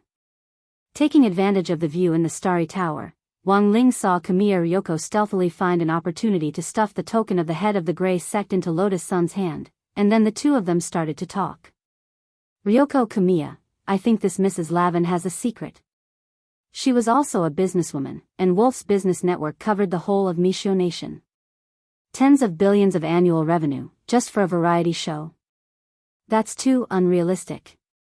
That's what I think too. Lotus Sun nodded. I didn't want to take it at first, but now the headmaster has agreed, saying that we're winning glory for the country. And he also said. Kwamiya Ryoko was puzzled. What else? Lotus Sun didn't know whether to laugh or cry. He also said that this was the result of his comprehensive consideration. Because starting from our cohort, as long as classmate Wang Ling was in the competition, he would win all of them. That's why Headmaster Chen thinks that Wang Ling is a mascot, so this is a sure win. Ryoko Kwamiya sighed. There was no doubt that Wang Ling was a very dangerous mascot. This time, with all the forces mixed together, Ryoko Kwamiya felt that things would become more interesting. Where are you going to live next, Yoshiko? Is there any guarantee of safety? Lotus Sun asked. I'll be fine. Senior Qin Zong and Senior Xiang Yi followed me, and we got a free hotel coupon on the plane. We were now staying in a resort hotel on the edge of Glio City. The location was great, and it wasn't under the control of any forces. It's a blind spot. Kamiya Ryoko said, we'll settle down here so that we can intervene from the periphery to support you at any time. As expected of Senior Qin Zong, Lotus Sun sighed. Instead of worrying about me, you should worry about yourself. There's obviously something wrong with this variety challenge. Although I'm not sure what Mrs. Lavin's purpose is, you have to be careful, said Kamiya Ryoko. Currently, the Crimson Orchid Association is in conflict with the army, but there is no conclusion yet. After all, this operation was ordered by the church. I'm afraid that the church has already negotiated with Makaxi, Lotus Sun said. I don't think it's that simple. Kamiya Ryoko said, as far as I know, based on Mishio's power, Mishio has a lot of power. When the church, the military, and the local forces were in conflict, there was actually a peacemaking organization that stood above the three. He had been sent by Mishio's Cultivation Federation. I remember it was called Heavenly Law Alliance. Heavenly Law Alliance? The Heavenly Tao Alliance doesn't belong to any city, and is directly under the head of state of Mishio Nation. For the sake of the head of state, these forces had to give him some face. Originally, we were quite successful in stirring up the conflict between the two sides. If the Heavenly Law Union intervened at this time and mediated the conflict, the Heavenly Law Union would not be able to deal with it. Even if they are united against a common enemy, they will still point their spear at us. Kamiya Ryoko rubbed her forehead, feeling an unprecedented headache. Now, Senior Seong-e has already prepared for the worst. He can't be thinking of, that's right. He had already extracted the photos of the leaders of the three factions. If he really couldn't deal with them in the end, he would be able to kill them. He can only be the bad guy. Kamiya Ryoko said, when the time comes, be it the Church's Pope or the Heavenly Tao Union's alliance leader, Senior Seong's silver bullet would be enough to blow their heads off. That night, the Snail Hotel where the people from number 60 high were staying was under martial law. The people in charge of martial law weren't sent by Huagwa Water Curtain Group, nor were they local mercenaries, but the direct troops of Madame Lavin's force. They were white warriors known as White Demons. They wore light armor from head to toe and each of them carried at least 2 katanas on their backs. On average, they were at level 6 of the Soul Formation stage. These white warriors were like hailstones after the spring thunder. They came from all directions and surrounded the Spiral Shell Hotel. Every guest who wanted to stay in the Spiral Shell Hotel had to go through a strict identity check before they were allowed to stay. That's too much. Outside the hotel suite, Super Chin and the others looked at the scene outside the French window. Even though they were on a high floor, they could clearly sense the busy figures of these white warriors dozens of meters below them. Who cares? In any case, we're already being watched by the local forces. Madame Lavin did this to protect us. Hirogwa spread his hands and said, in any case, didn't she promise Boss Lotus Sun that she would compensate the hotel 3 times the amount of the losses caused by the protection of the white warriors? Be that as it may. But Lotus Sun still felt vaguely uneasy.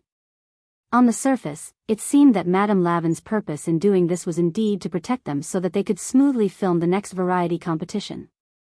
But Lotus Sun had an inexorable intuition that Madame Lavin's true purpose wasn't that simple.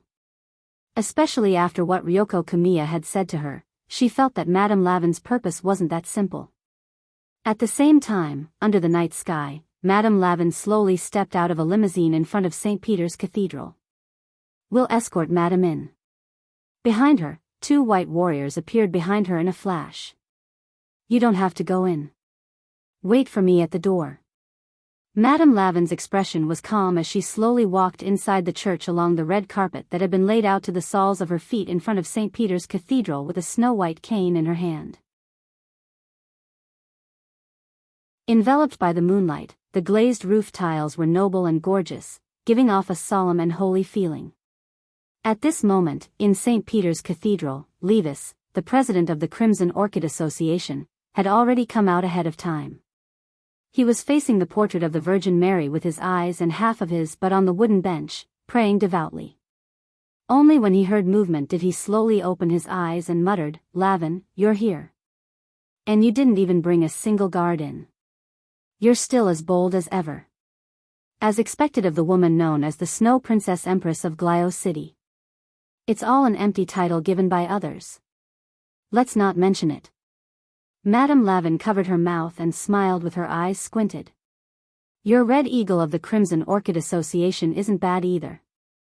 He's hiding in his cave and doesn't dare to come out after being scared by the legendary general, Mike Oxy. I'm just curious why someone who openly chooses a side would have the courage to stand here. Levis smiled. Choose a side? What side? Madame Lavin pretended to be confused. You openly mobilized the white warriors to protect those despicable foreigners. On the surface, it's to ensure the recording of the variety competition. But in reality, isn't this the act of choosing a side? At this moment, Levis revealed a sinister smile. Do you think the church will let you off so easily?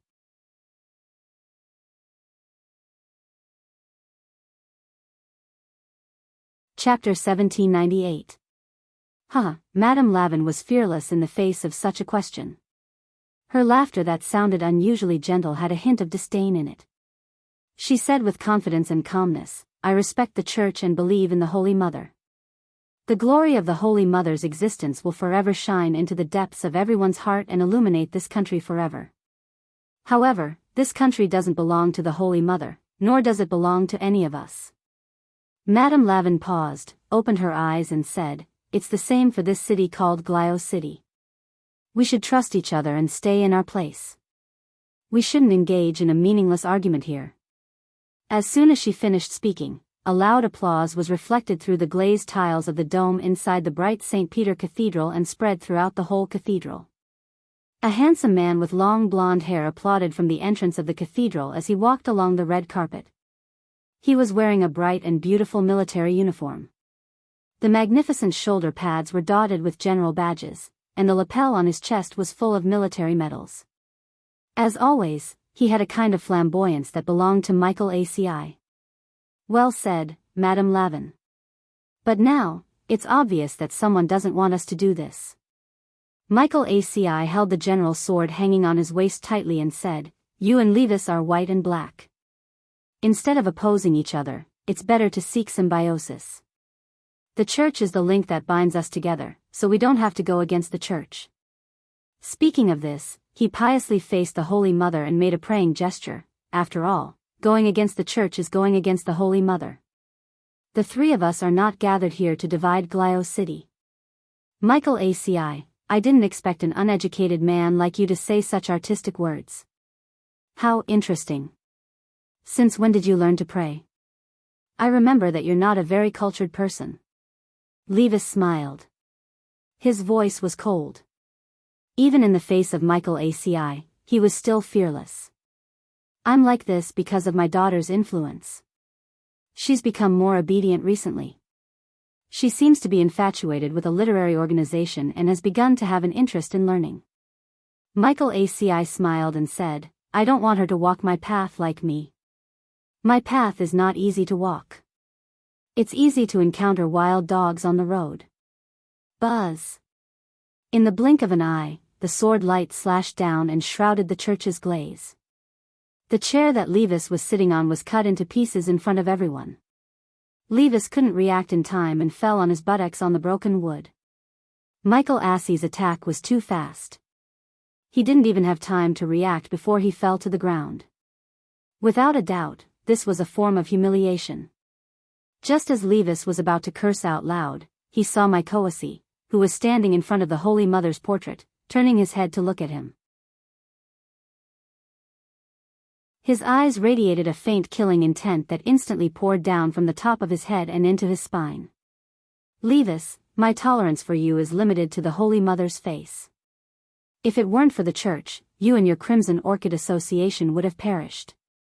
Next time, if you dare to talk nonsense again, it will be your head that explodes."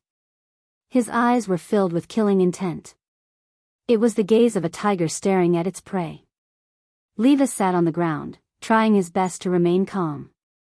Just as the rumor said, Michael ACI had become even stronger after coming out of seclusion. If he hadn't held back with that strike just now, he might have lost his life. But even so, Levis's face didn't reveal the slightest hint of fear.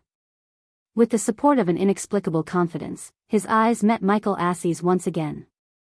"If my head can be personally removed by this legendary general, it might be a form of luck. But Michael ACI, can you really get rid of him?" Levis laughed. Madame Ravin frowned deeply. This was undoubtedly a provocation, and it was done under such a great disparity in strength. Even Madame Ravin herself wasn't sure if she had a chance of winning against Michael ACI. Levis's strength was so great that he dared to openly challenge Michael ACI. Even with the Church's support, this kind of confidence wasn't enough. "Kill." Michael ACI was obviously infuriated. His eyes were deep, carrying an indescribable coldness and a dense killing intent. The silver sword light intertwined with the glazed halo on the dome and slashed at Levis's head in an instant. This kind of killing intent and aura was too awe-inspiring. Madame Ravin didn't doubt that Levis's head would fall to the ground immediately. Bang! However, in the next second, the moment when Levis and the sword light were about to intertwine, a golden bullet pierced through from afar. It burst into dazzling sparks and exploded like the sun. The light was so dazzling that it made Michael ACI and Madame Raven's eyes hurt. A golden bullet accurately blocked Makoasi's fatal slash, saving Levis' head in the nick of time. Who dares to block my sword? Michael ACI was furious. He didn't expect his sword to be blocked at the critical moment. Calm down, General. I'm here to make peace. A squint-eyed man with ear-length short hair and a monocle wearing a dark blue coat slowly walked in from afar. You are. The sharpness in Michael ACI's eyes vanished instantly. He stared at the man and frowned deeply. He felt that he had seen the cloud pattern on this man's coat somewhere before. Heavenly Tao Alliance. The squint-eyed man opened his mouth and blew a wisp of green smoke that floated out of the gun barrel. He was the one who shot the golden bullet just now. That bullet contained immortal energy and was extremely powerful. It was a bullet condensed with cultivation. Since it blocked his general's sword, it proved that this gun was at least a powerful world-defying artifact. Please don't misunderstand, General Michael ACI. I didn't mean to offend you. I'm not strong myself, but I rely on this Heavenly Tao spear given to me by the Heavenly Tao Alliance to have a say in this world. The squint-eyed man smiled and said, let me introduce myself. I'm the leader of Heavenly Tao Alliance's first team, Pei Luochi. First team leader? Michael ACI frowned deeply. There were 6 teams in the entire Heavenly Tao. One of them had the most shocking strength. The leader of this team, Pei Luochi, was known as the Heavenly Tao's Grim Reaper. Michael ACI had heard of this person a long time ago. However, he didn't expect this person to be this squint-eyed man with a strange voice and a sneaky smile. I'll cut to the chase, General Michael ACI. I'm here to mediate, Pei Luochi said. Originally, I didn't want to get involved in this matter. Recently, my son has become obsessed with learning because of a literary organization, so I wanted to stay at home to tutor him. But now, you guys are fighting in Glio City. As the leader of First Team, I have no choice but to intervene. As he spoke, he looked around at Michael ACI, Madame Lavin, and Levis. My Heavenly Tao spear isn't here to protect anyone. What I'm doing is to turn your conflict into a united bullet of justice. P.S. Who do you think the literary organization mentioned in the text is?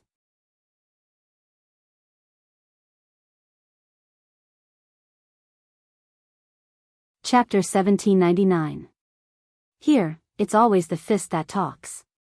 Whoever's fist is harder controls the truth. Wielding the general's sword, there was a hint of excitement in Mike ACI's eyes as he stared at Pei Luochi.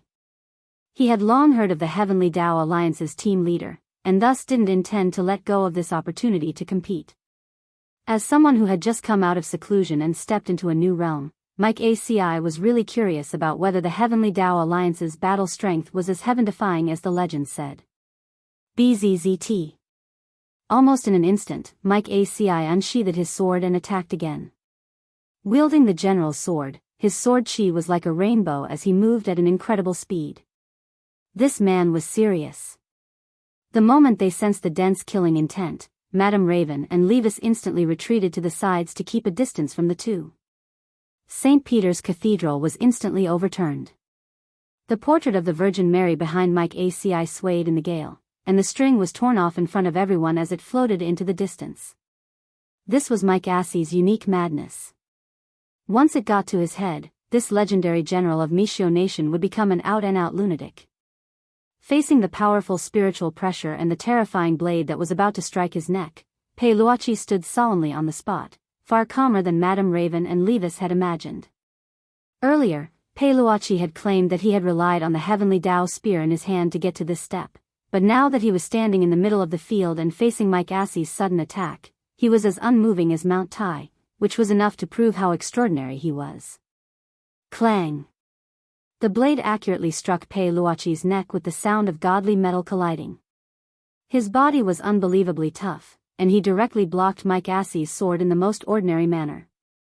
At the same time, strands of purple chi seeped out of Pei Luochi's skin and wrapped around Mike ACI's general's sword. Immortal chi? Madame Raven and Levis were shocked at the same time. They could sense that this purple chi was extraordinary. They had already sensed it when the heavenly Tao spear had shot that golden bullet earlier. Now that this immortal chi was revealed again, both of them were horrified at the same time. Sure enough, Pei Luoqi, the Heavenly Tao Alliance's team leader, had already become a venerated immortal after Earth leveled up. Maiko Assie's sword failed to cut off the head, but the expression on his face did not change much. He snorted, and then put away his general sword. He stared at Pei Luoqi, who was still smiling with his eyes narrowed, and then said with a hint of coldness, "Why aren't you attacking? I've said it before, it's to unite all of you into a single force to fight against the outside world.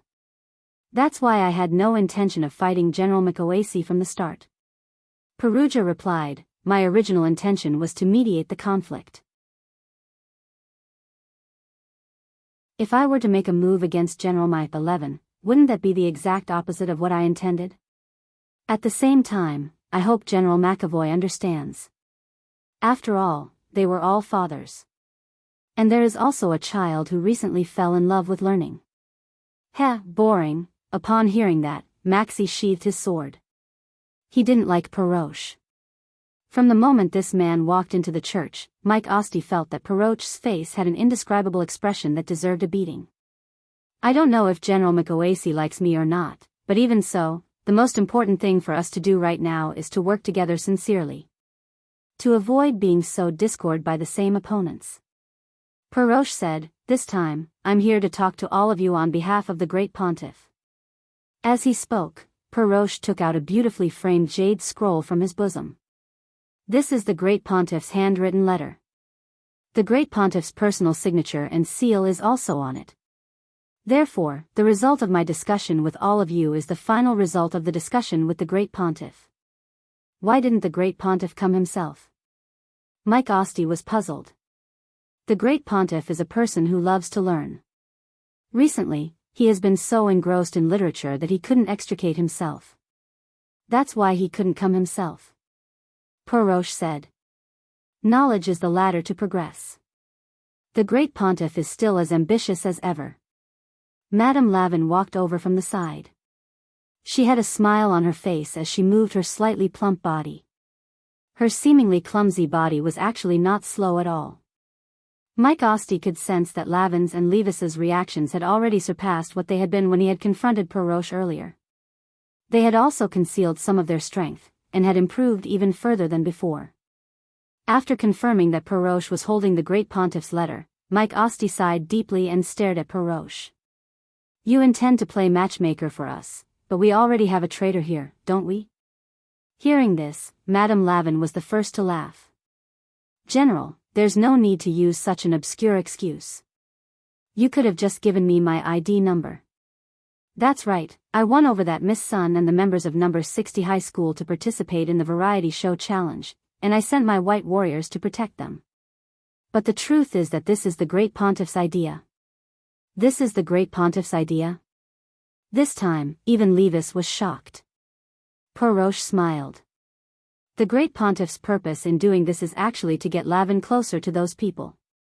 That's why he needs to make arrangements in advance, including creating a conflict between President Levis's Scarlet Orchid Association and Huagua Water Curtain Group and Battle Sect. But the nun he sent to my side is from the Tengu. For a moment, Levis felt that his brain wasn't big enough to process everything, but he very quickly thought of a frightening possibility. Could it be that the Great Pontiff is, that's right. Peroche said, now that things have come to this, I won't hide it from you anymore. The Great Pontiff is in fact an 8-star Tengu, and has an extremely high status in the Tengu ranks. The 6 high school students from Glio City who will be fighting number 60 high school this time were also carefully selected by the Great Pontiff. They are known as the 6 Great Child Prodigies. I remember, didn't you say that there was another child? Mike Osti asked with a frown. Yes. Peroche nodded. There is a child. And this child is the leader of our Heavenly Tao Alliance Team 2, Jiu Yun. He's very strong, but he was born with a childish face, and has always maintained a child's figure. This time, he will be the core commander of the 6+1 model. While St. Peter's Cathedral was secretly plotting the variety competition, student Wang Ling, who was also a father, was also discussing specific countermeasures with the people from number 60 high school in a suite at the Snail Hotel. Just half an hour ago, Lotus Sun, as the leader of the Grey Sect, had used the secret key on her token to post a set of coordinates on the exclusive Grey Sect app. She had urgently mobilized all the Grey Sect disciples in Glio City who could help, just half an hour later. In a private room in the hotel, a little girl who looked no more than 12 suddenly knocked on the door mysteriously. Lotus Sun opened the door. "You are?" "I'm Micah Bay. Big sister, you can call me Little North." The little girl smiled. "I'm here to look for the legendary leader of the Grey Sect."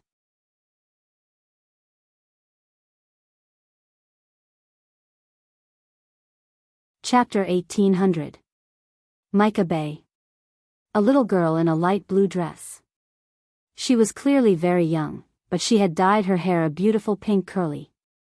Inside the room, when everyone from number 60 high heard the girl's name, they all simultaneously associated her with the name of Mishio's legendary general, Michael ACI.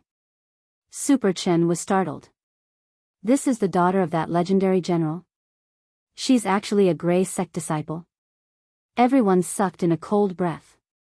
There were very few Grey Sect disciples who could find this location unimpeded, and Micah Bay was protected by her identity as General Michael ACI's daughter. Even if the white warriors at the door saw her, they wouldn't think that this legendary general's daughter hadn't come to the hotel to have fun, but to look for the leader of the Grey Sect. To be on the safe side, everyone from number 60 high prepared to act according to the plan they had agreed on earlier. It was true that Lotus Sun was the leader of the Grey Sect, but the eyes of the various forces in Glio City were very complicated. Without any in-depth contact, everyone felt that it was better not to expose her identity as the leader of the Grey Sect. Thus, when it came to meeting the disciples, they decided that Lotus Sun would stay in the room and remotely direct the operation, while the rest of them would take turns playing the role of the leader of the Grey Sect. Even the sequence had been decided. The first person to play the role of the leader of the Grey Sect was Hirogwa. When the door to the room opened, Micah Bay walked in full of longing. Her eyes were sparkling, as if she had embarked on a path of cutting-edge literature and was about to realize her dreams. "Hello, Miss Xiao Bei, I am the leader of the Grey Sect." Then, with Hirogwa's greeting, it was like a basin of cold water had been poured over her. There was clear astonishment on Micah Bay's little face. She looked at the fierce-looking little fatty in front of her, and for a moment felt like her dreams had been shattered. You are the leader of the Grey Sect? What, are you very disappointed?" Seeing Micah Bay's downcast face, Hirogwa was in fact also dealt a heavy blow to his heart. He hadn't done anything wrong, he had just been entrusted with the task of protecting Lotus Sun's identity as the leader of the true sect. In the end, he hadn't expected to be despised by the Grey Sect disciples in Glio City in the first round. "No, I'm not disappointed." Micah Bay tried to maintain her smile as she shook her head. "I'm just desperate." Hirogwa, everyone else, Mike Bay, the leader of the Grey Church in my imagination is a person shrouded in light. Not a person surrounded by fat. Hirogwa, it could be seen that after Micah Bay said this, Hirogwa almost couldn't sit still anymore. But for the sake of the bigger picture, the others stood in a row behind Hirogwa and firmly pressed down on his shoulders. The scene was indeed a little awkward, and even Wang Ling started to feel a little embarrassed on Hirogwa's behalf.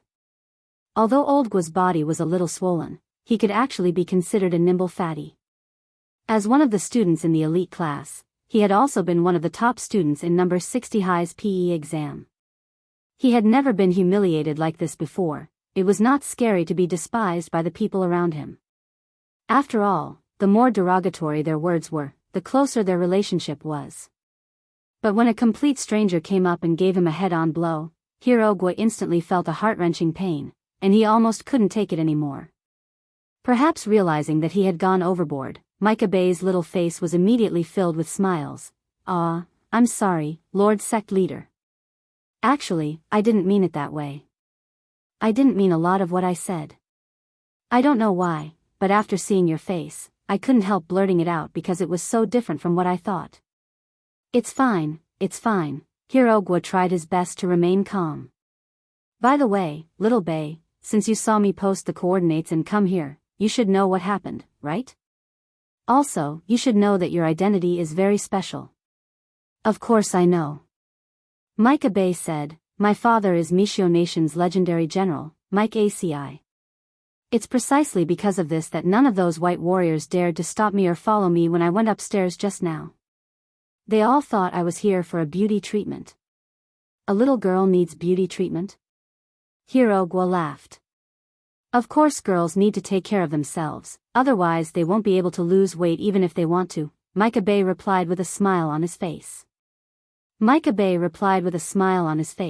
And these words made Hirogwa feel like he had been shot in the knee again. Let's not talk about this, little bae, I need your help now. No problem. Although I'm very disappointed with the appearance of the leader of the Grey Church, I'm still a loyal follower of the Grey Church. Your image in my heart is still that of a paper man. I just need to forget what you look like later. The leader of the Grey Church can only be what I see in my heart. Micah Bay said with a slightly yearning look in his eyes, look, a speck of gray in the age. What a beautiful sentence. Wang Ling, Lotus Sun and the others, are you sure it's okay, little bae? We want you to be our informant, and we need you to provide us with information on your father Mike ACI's movements. Hirogwa asked. Of course it's okay. My father never has time to accompany me, and often yells outside about how to become stronger and stronger. I can't wait for him to lose face outside, and it'd be best if he stayed at home the whole time. Mike A. Bay smiled and said, if only my father could fall. In that case, I could prepare a cage at home and raise my father in it. Wang Ling. Hirogwa, everyone else, hearing Micah Bay's words, everyone from number 60 high was a little shocked. Sure enough, all the pink hair was black. This was too frightening.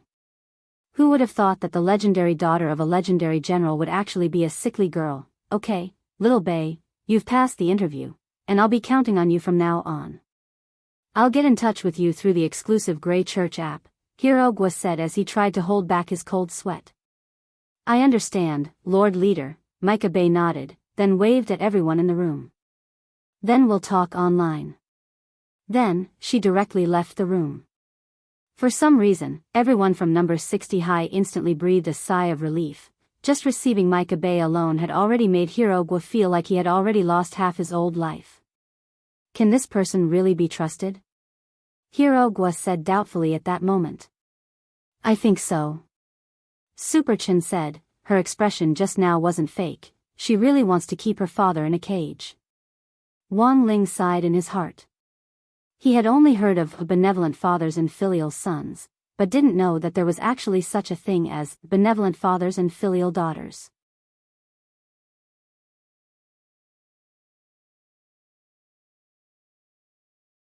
Chapter 1801. Just receiving Mike Bay was enough for Hirogwa to feel tired, and most importantly, Mike Bay had actually looked down on him. Although it wasn't that Hirogwa didn't know what his problem was, even if he was a little fat, it wasn't like he'd eaten rice. So what if he was a little fat? Don't take it to heart, old Gua, being able to eat is a blessing. Helpless, Li Yuyue could only comfort him from the side from a girl's perspective. You have to believe that you're a nimble fatty. For some reason, it sounded like a good thing, but Hirogwa felt that it was an even bigger blow to him. When all was said and done, it wasn't his fault that he was fat. It was mainly a genetic problem. Almost 80% of his uncles were counted by the ton, so he couldn't be blamed for that. You've worked hard, old Gua. Watch me. Seeing Hirogwa's pained expression, Superchin naturally couldn't bear it as his brother, and he stepped forward to take over the role of temporary leader of the Grey Sect. Just then, another voice rang out from outside the suite. Hello, I'm Pei Xiaoyuan. I'm here to look for the leader of the Grey Sect. It was the voice of a boy about 14 years old. It was a little hoarse and immature, and it was a clear sign that he was going through a voice change that was common among young people. Li Yuyue stepped forward and opened the door. A young man with short, black hair, a long braid at the back of his head, fair skin, and a pair of eye-catching, jetting ears immediately walked into the suite. He looked like an elf. He was wearing dark purple clothes, thin stockings, and a pair of black leather shoes. At first glance, it was obvious that he was dressed like a child from a rich family in Glio City. He exuded an air of nobility that made people feel like they could see him from a distance, but not play with him. Super Chin sat upright on the sofa with a row of people from number 60 high behind him. He rested his chin on his crossed fingers as he looked at the fairy-like youngster in front of him, and deliberately said in a low voice, "Hello, I am the leader of the Grey Sect." "Eh? You're actually the leader of the Grey Sect?" Like Mike Abe, after learning that Super Chen was the leader of the Grey Sect, Pei Xiaoyuan's slightly surprised little face turned a little disappointed. "What? Are you disappointed to see that the Grey Church's leader is a man? Do you think the leader of the Grey Church is a big sister and want to have a passionate relationship with him?" Super Chen said. Super Chen had casually made it up, but in the end, Pei Xiaoyuan's face and ears turned red on the spot as Super Chen's words struck him in the heart. "No, no way. I don't want to date the leader of the Grey Church. I have no intention of pursuing her," Pei Xiaoyuan anxiously refuted. Everyone at number 60 high, including Wang Ling, was instantly struck by this reaction. Even Lotus Sun, who was secretly observing from her room, slapped her face as she was equally shaken. F***CK. Look at this reaction, as expected, he wanted to date the leader of the Grey Church. Super Chen just didn't want to repeat Hirogwa's mistake, so the moment the youngster entered the room, he decided to strike first. In the end, he hadn't expected his unintentional action to directly hit the youngster in the head. At such a young age, instead of studying properly, you only know how to think of such nonsense. Have you fully developed yet? You only want to date an older girl? Super Chen laughed. Little friend, studying properly is the right thing to do now.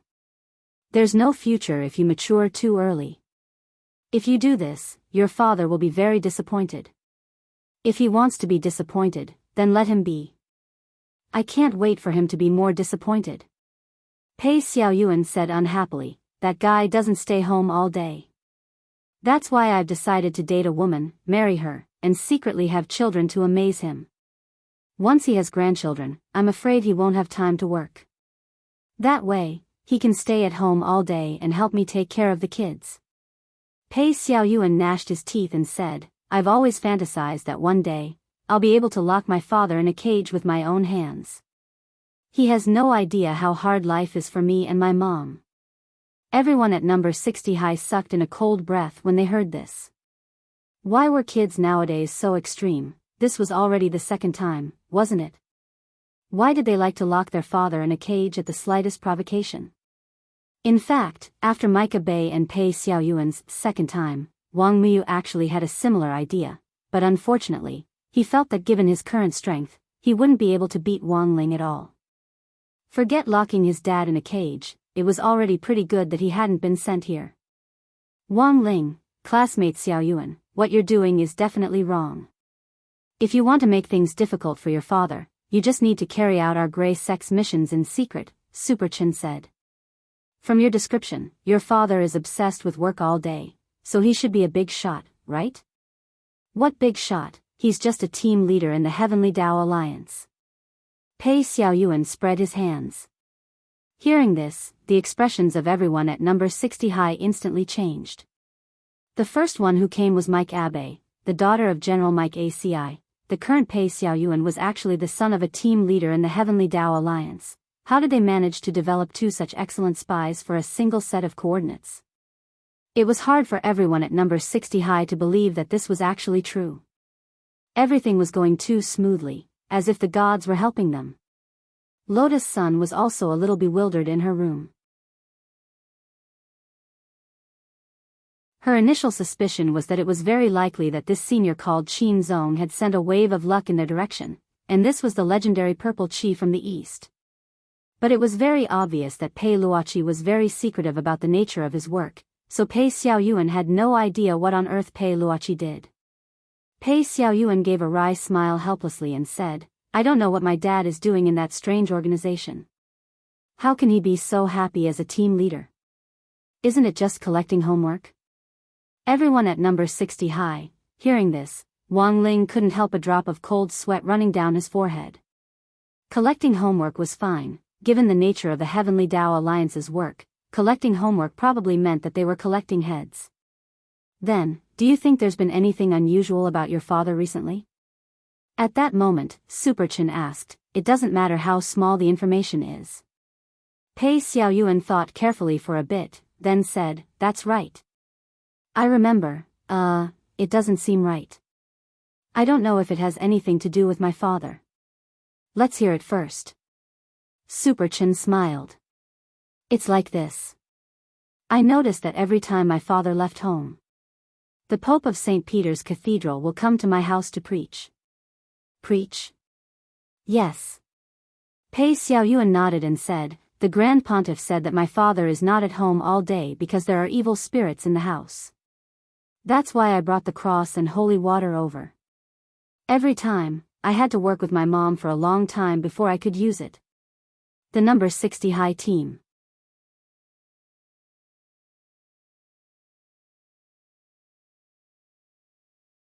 Chapter 1802. After chatting for another 10 minutes or so, Pei Xiaoyuan left.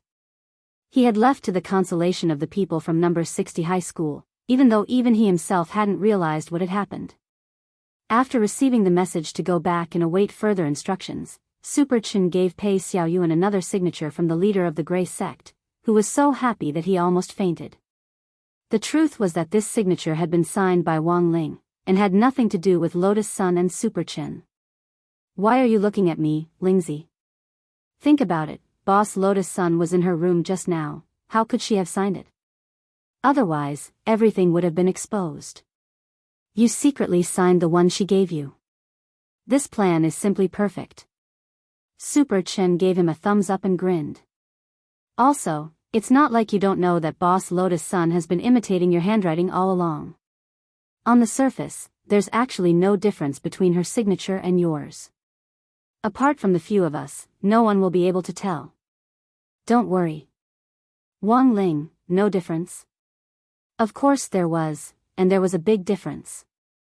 Pei Xiaoyuan's father was the leader of Team 1 of the Heavenly Tao Alliance, and his family was so close to the Great Pope, Wang Ling didn't know if the cross and the so-called holy water would work.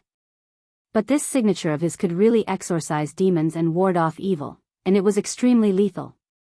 I'm really sorry to trouble you this time. Madame Lavin has already sent us the information on the variety competition. Now, let's discuss how to deal with it. At that moment, Lotus Sun came out of her room and said this, her face red to her ears. From far away in the suite, she had heard Super Chen say in front of everyone that she had imitated Wang Ling's handwriting.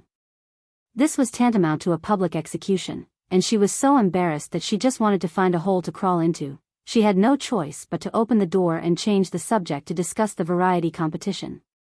If he allowed this group of old men to continue expanding the topic, it might really get out of hand later on. Elsewhere, Pei Xiaoyuan's heart blossomed with joy when he received Wang Ling's signature from the leader of the Grey Sect. He never thought that the leader of the Grey Sect, who looked like a boorish old man, would actually sign such a delicate name. Sure enough, the Grey Sect was a place where cultured people gathered. Ever since he was young, Pei Xiaoyuan had loved Chinese culture, especially Chinese characters. He felt that they were the most beautiful characters in the world. During the conversation in the suite just now, he had spoken in Mandarin. Although he wasn't very fluent and had a very thick accent, it was clear from the conversation that this group of Huaxiu people at least understood him. Young master. Downstairs, surrounded by several white warriors, Pei Xiaoyuan got back into his black MPV. The butler had been waiting for a long time. I'm done. Let's go home now. Pei Xiaoyuan was in a good mood. When he returned to the bungalow he lived in, he saw the pair of boots of the Great Pope at the entrance. As usual, he could hear the sounds of chanting coming from the house. Ha-ah. Ha-ah, ha, ha, li, lu, ya. Although Pei Xiaoyuan didn't know why the voice sounded so urgent, he didn't take it to heart. It was very tiring for the great Pope to come to their house to exorcise demons, so it was normal for him to be short of oxygen when he was reading from the holy book. As usual, he returned to his room and obediently locked the door from the inside. He opened his little drawer and put the signature of the Grey Sex leader into it. When Pei Luoqi got home, the first thing he saw was his wife fainted in the bedroom. She had an ugly expression on her face and was in a daze. On the other side was the great Pope, whose clothes were disheveled. In that instant, Pei Luoqi's mind went blank. He didn't know what on earth had happened for something like this to actually happen. As the leader of Team 1 of the Heavenly Tao Alliance, Pei Luoqi did his best to suppress his emotions and calm his mind. He examined his wife's injuries and was surprised to find that she hadn't been defiled. She was just clearly a little frightened and dazed. "Honey, what on earth happened?" Pei Luoqi was full of doubts. "The great Pope, he protected me." Tears streamed down Pei Luoqi's wife's cheeks. "You haven't been home all this time, and I don't even know how to tell you about this. Previously, when the Pope came to visit me and Xiao Yuan, he found a jealous ghost in our house." Jealous ghost? The great Pope said that this is a vengeful spirit born from excessive jealousy when it was alive. It grows stronger by collecting people's jealousy. This jealous ghost was a single dog when it was alive, so it couldn't bear to see a happy family. Speaking up to this point, Pei Luoqi's wife couldn't help crying again. "And that jealous ghost has always wanted to defile me. There's actually such a thing." Pei Luoqi was shocked and hugged his wife tightly. "I'm sorry, honey, I should have spent more time at home. But what does this have to do with the great Pope?" His wife sighed and said, "When the great Pope found out about this, he also knew that the jealous ghost wanted to defile me, so he calculated the time that the jealous ghost would appear. He wanted to hide in the bedroom and wait for the jealous ghost to appear, then purify it.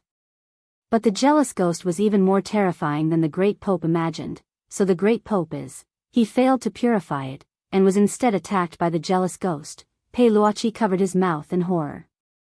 He looked at the disheveled and dying great Pope on the ground, and there was an inexplicable complicated feeling in his heart. This was because the great Pope himself was not very strong, and he had obtained such a high position entirely because of his character and the spread of faith from all sides. Pei Luoqi was filled with regret. He should not have doubted the great Pope's character. He did not expect the great Pope to make such a huge sacrifice to protect his wife and son. So now, what happened to the jealous ghost? Pei Luoqi asked. His wife's face was filled with fear again. "Before you came, you sent out a ray of holy light, and when I woke up, I heard your voice, but I can feel it. This hateful thing is still here. It's still here. Don't be afraid, honey. I'm already back." Pei Luoqi comforted his wife. Then, at this moment, the great Pope's body twitched, and he actually stood up from the ground, swaying like a zombie. There was a kind of madness on his face, and his body was mixed with a terrifying yin and qi that had never been seen before. Even his tongue had changed. Pei Luoqi hurriedly covered his wife's eyes. He saw that the great Pope, who was suspected to have been possessed by the jealous ghost, stretched out his long green tongue at this time, first licking his lips, then licking the tip of his nose. Then, he turned his gaze and suddenly attacked Pei Xiaoyuan's room.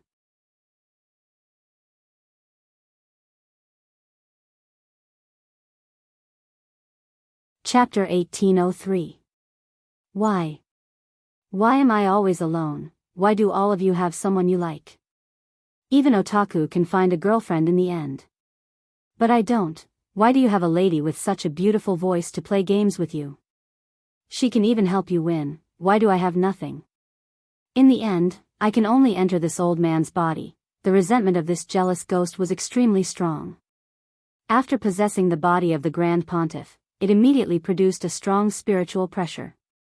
Pei Luoqi knew that things were not going well, but at this moment, he could only protect his wife and share part of the spiritual pressure for her. Once he made a move, it would be easy for a loophole to appear, and his wife would be directly pressured by the jealousy ghost. However, if he continued to protect his wife, his son Pei Xiaoyuan would also be in great danger. Bang!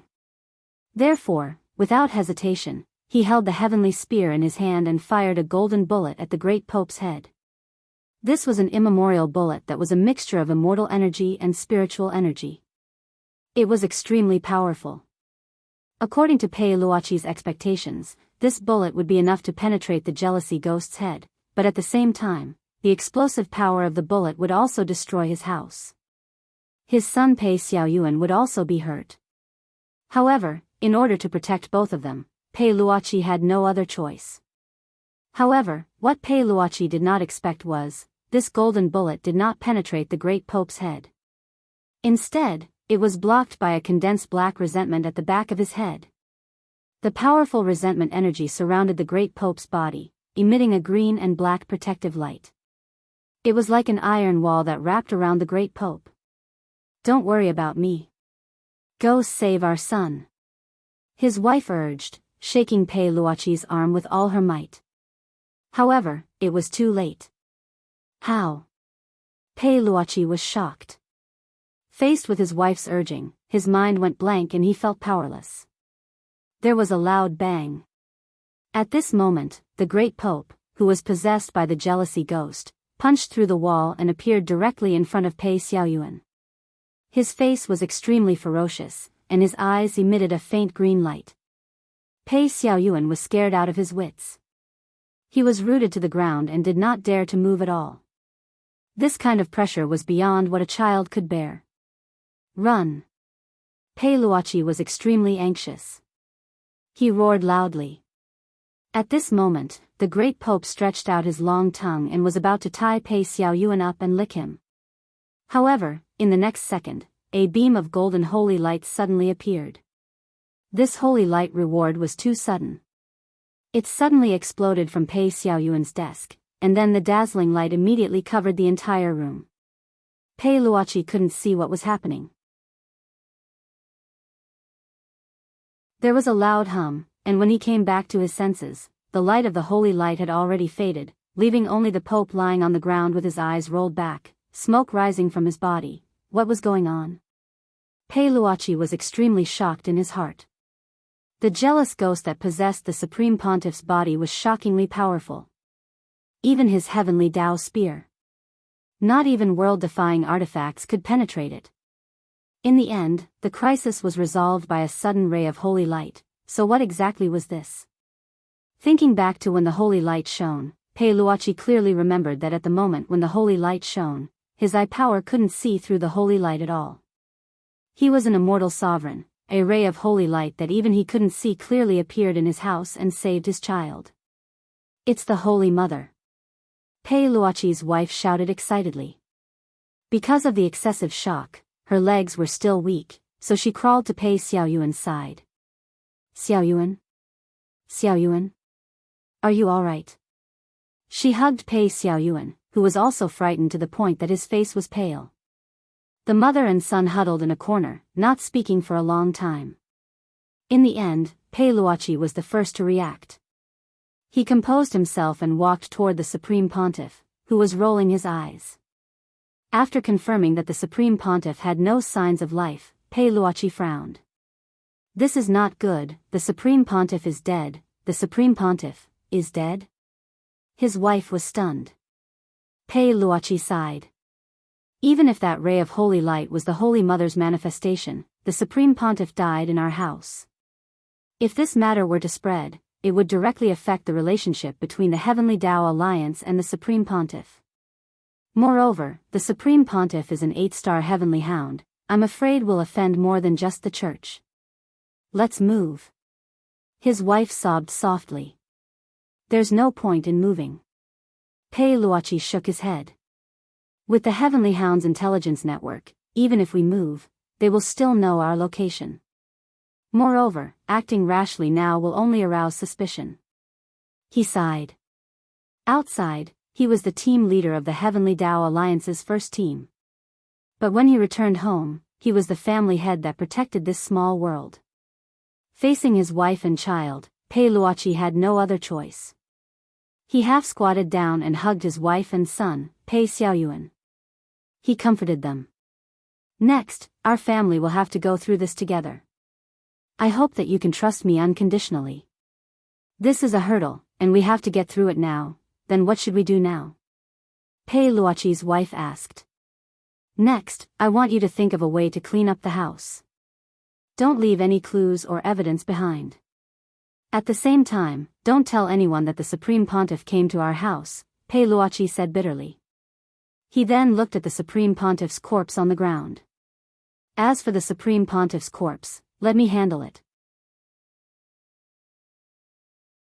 Now, not only do I have to put aside the relationship between our family and the Supreme Pontiff, I also have to put aside the relationship between the Heavenly Tao Alliance and the Church. For Pei Luochi, this was a huge accident. Everything seemed to have happened suddenly. The Supreme Pontiff's death was a huge bomb. If this matter was leaked, it would have a huge impact. And if outsiders knew that the Supreme Pontiff died in his house, all of Pei Luochi's explanations would be futile. Even if he could find evidence of the jealous ghost, it would prove that the Supreme Pontiff was possessed by the jealous ghost in order to protect his family, but he could not explain what that holy light was. So there was only one way for Pei Luochi to go. That was to do everything possible to disassociate himself from the Supreme Pontiff. And to cover up, he had to find a reasonable scapegoat. As the team leader of the Heavenly Tao Alliance, he originally came to mediate the conflict. But now, he had to use his identity to create a new truth about the Supreme Pontiff's death. After thinking about it, Pei Luochi felt that there was no other way.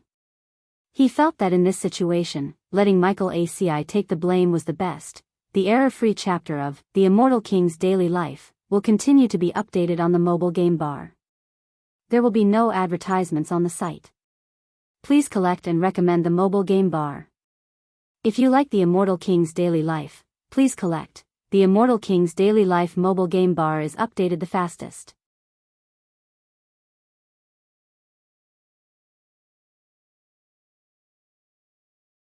Chapter 1804. This wasn't a whim on Pei Luochi's part, but the result of careful consideration. The great Pope's death had been an accident that no one had expected. If Pei Luochi took the fall now, once the relationship between the Heavenly Tao Union and the Church was exposed, it was bound to disrupt the balance between the other forces. The Heavenly Tao Union's job was to adjust the sharpness of the various forces to begin with, so that they could form a relatively stable situation under the Church's control. Therefore, he definitely couldn't bear this lightning bolt. The remaining choice was to choose between Macoxy, Madame Lavin, and Levis. Madame Ravin was currently preparing for the variety competition. In order to carry out the plan in an orderly manner, there was no way Pei Luochi would let Ravin take the fall and disrupt the established rhythm. As for the Crimson Orchid Association led by Levis, they were already at odds with Mike ACI. He had come here to mediate the conflict between Mike ACI and Levis. If he were to let Levis take the bullet now, it would be the opposite of what Pei Luochi had intended to achieve in the first place.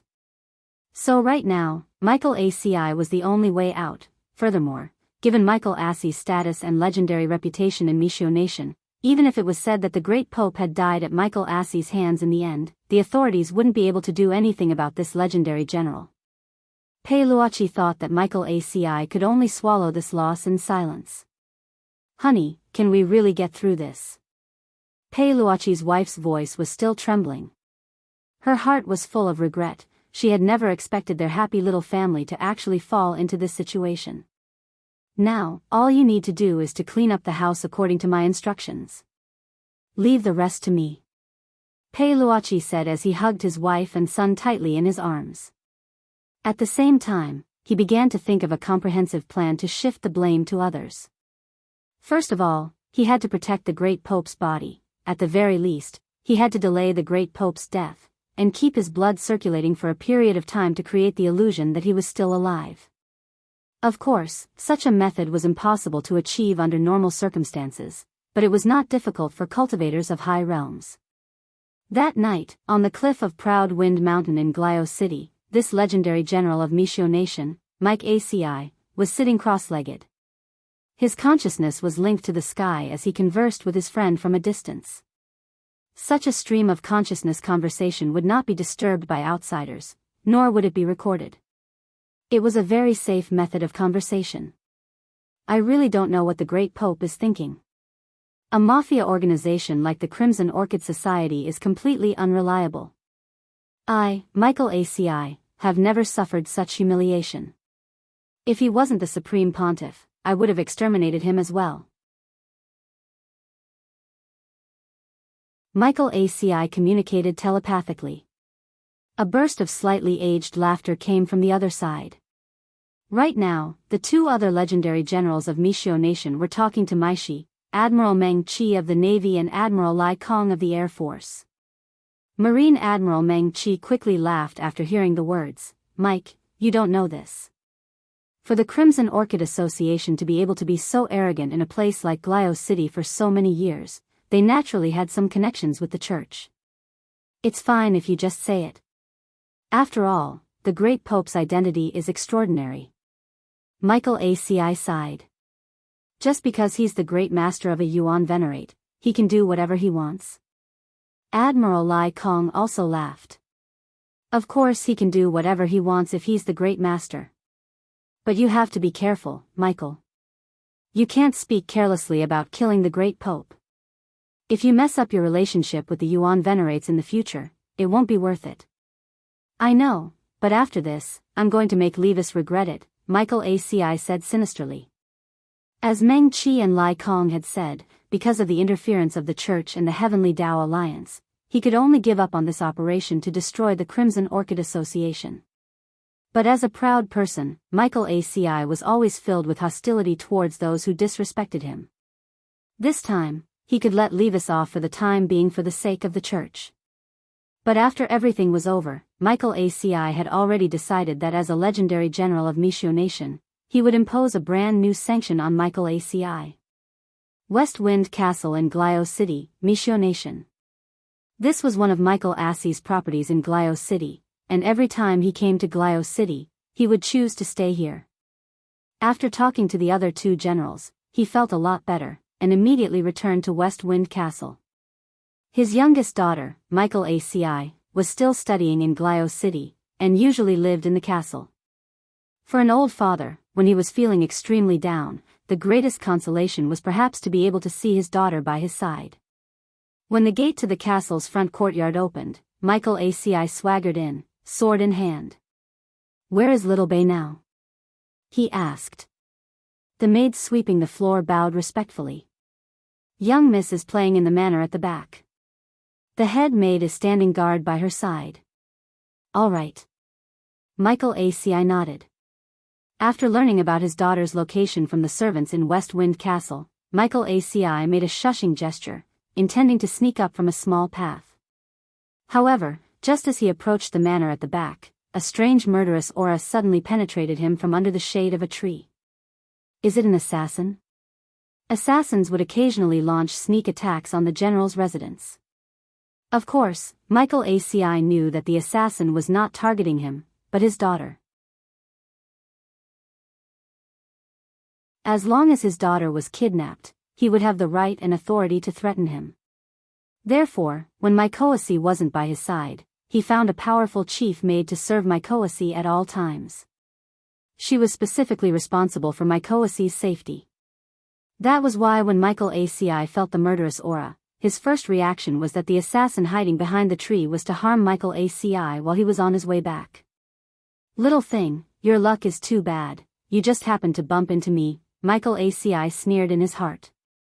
Without the slightest hesitation, he pulled out his sword and aimed at the tree trunk. Swoosh! A large amount of blood spurted out from behind the tree trunk and splattered on the ground. After Mikoasi sheathed his sword, the assassin who was hiding behind the tree fell into a pool of blood. Michael ACI walked to the front of the tree expressionlessly, then turned the assassin over with his foot. When the assassin's face was revealed, Michael ACI's expression instantly changed. The Great Pontiff? The Great Pontiff. Why was he here? Michael's heart was filled with shock.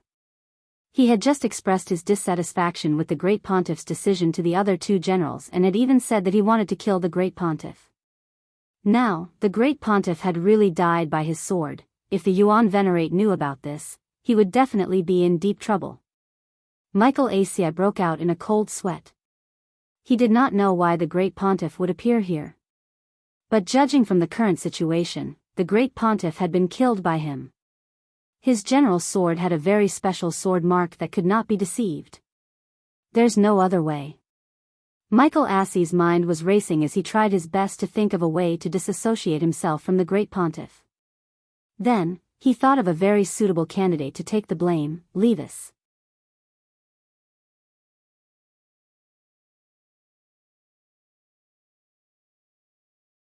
Chapter 1805. Making a move against the church was something that Mikaxi had never imagined. Although he had talked about killing the great pope in his conversations with his friends, what an adult said and what they truly thought were often not the same. Mikaxi was well aware of the stakes involved. His attitude toward the great pope was perhaps the same as his old father's. Perhaps it was because of his old age and the fact that the great pope's style tended to be more moderate, which was why he was very different from Mikaxi. Mikaxi was dissatisfied with the great pope, and would occasionally say malicious things like, "You old thing, are you going to die or not?" But when he actually met the great pope, he was still very respectful. This was because the great pope was the great master of Mishio's Yuan Venerate. He was loyal and devoted to his country, and followed the Yuan Venerate's lead. Although he was arrogant and conceited, he had never thought of usurping power. As a legendary general of Mishio Nation, Mikaxi considered himself to be very professional, but he had never thought that he would actually walk down this path today. He had actually mistaken the great pope for an assassin who had broken into his West Wind ancient castle residence, and stabbed him to death. Mikaxi, who had never crumbled even when facing hundreds of thousands of enemy troops, instantly panicked and didn't know how he should face all this. If it was confirmed that he had something to do with the great pope's death, even if it was found that he had accidentally killed the great pope, the Yuan Venerate didn't intend to hold him responsible. But he would become the focus of the people's condemnation, and all the good reputation he had built up in his native cultivation country over the years would go down the drain. Of course, this wasn't the most frightening thing. He was more worried about his daughter, Mikaxi Abe. If something happened to him, his daughter would be implicated as well. Although the great pope's realm wasn't high, he still had a lot of loyal followers who he had built up over the years through faith. Abe. Don't worry, Dad absolutely won't let you be implicated. Mikaxi made up his mind at that moment. Sacrificing Levis was the only way now. He had no choice but to do so. At the same time, if Levis took the fall, he could legitimately dispatch troops to get rid of the Scarlet Orchid Association as well. When the time came, he could act first and report later, directly kill Levis and bury the truth. He would not give Levis any chance to defend himself. Therefore, the most urgent matter at hand was to treat the injuries on the Pope's body. The real cause of death could not be covered up, and that sword strike of his was probably the fatal wound on the Pope. The stab was very deep, and the shape was special. Only the general's sword could cause such a wound. That was why Mikaxi had to create the illusion that the High Pontiff was still alive.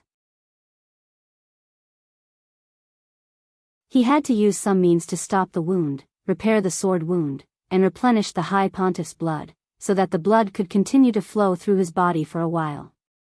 Although he would have to pay a huge price to forge such an illusion, in order to preserve the current situation and protect his daughter, he had no choice but to do it no matter how big the price was. At the same time, in the backyard, Mike Abe was sitting on a swing with a book in his hand. The head maid looked in the direction of the cobblestone path and frowned slightly. The general is already here. Why isn't he here yet? Was it because of what had happened? Does Miss want to take a look? Don't worry about him. Maiko Abe answered calmly. He might have run into the Great Pontiff on the way. Supreme Pontiff? The Great Pontiff is here? Yes. Mike Abe smiled. I saw the Great Pontiff coming here earlier, but he did not respond when I spoke to him. I only reminded him that my father would definitely pass through the cobblestone path to visit me today, so it would be best for the Great Pontiff to wait for him by the side. Do you think my father killed the Great Pontiff as an assassin? That would be interesting. Miss, you must be joking. The head maid wiped the cold sweat off her forehead and smiled bitterly. Assassins all have a murderous aura. If the great pontiff was here to see the general, why would he have such a murderous aura? The two must have bumped into each other and were having a conversation. Yes. That's true. Mike Abbé nodded and continued to read the collection of works in his hands. Miss, you've read this collection of works several times, but why do you only read this one every time? You don't understand. Mike Abbé's eyes flashed. It's like a speck of dust in this era. It's too beautiful. After the meeting at St. Peter's Cathedral, Madame Lavin and Levis found a private clubhouse for a private talk. The place was surrounded by the Crimson Orchid Association's mafia members and white warriors. Lavin, since there's only the two of us here, I'll get straight to the point. Levis crossed one leg and stared at Madame Lavin. Actually, it wasn't the Heavenly Tao Alliance and the Church's intention to protect me. Isn't that right? Oh. President Levis, why do you say that? Madame Lavin smiled. Although the Crimson Orchid Association is related to the Church, the Crimson Orchid Association is just a mafia that occupies some territory in Glio City. It's a dispensable existence. Levis said, it's just that this time, they happen to be dealing with the Battle Sect and the Huagua Water Curtain Group, so they used the Crimson Orchid Association as cannon fodder. Since the Great Pontiff is one of the Heavenly Dogs, it's reasonable for him to send someone from the Heavenly Dogs to negotiate with me. Of course, I also have to thank you. If it weren't for you, Lavin, we might not even have had the chance to be cannon fodder. Presidently, you must be joking. This was just a stopgap measure. Seeing that she couldn't hide it anymore, Madame Lavin said bluntly. What benefits did the Church promise you when you mentioned this plan? Is it to directly take over my position as president after the deed is done? Levis laughed. Lavin, you've really made a good plan. If number 60 High from Huaxiao Nation loses this competition, not only will you not give up control of your wall wolf cultivation supermarket, you'll also directly swallow up my Crimson Orchid Association. Hearing this, Madame Lavin continued to smile. But from what President Lee says, you don't seem to hate me too much. Of course I don't hate you. Instead, I have to thank Lavin. If it weren't for you, I'm afraid I wouldn't be able to see the sun rise tomorrow. Even if I hate you, I also hate the Church. We've worked together for so many years, but they didn't even give us a chance. If it weren't for you. At this point, Levis's eyes were red as he gnashed his teeth and said, if I had the chance, I really wanted to kill that old thing, and stir up a reign of terror in St. Peter.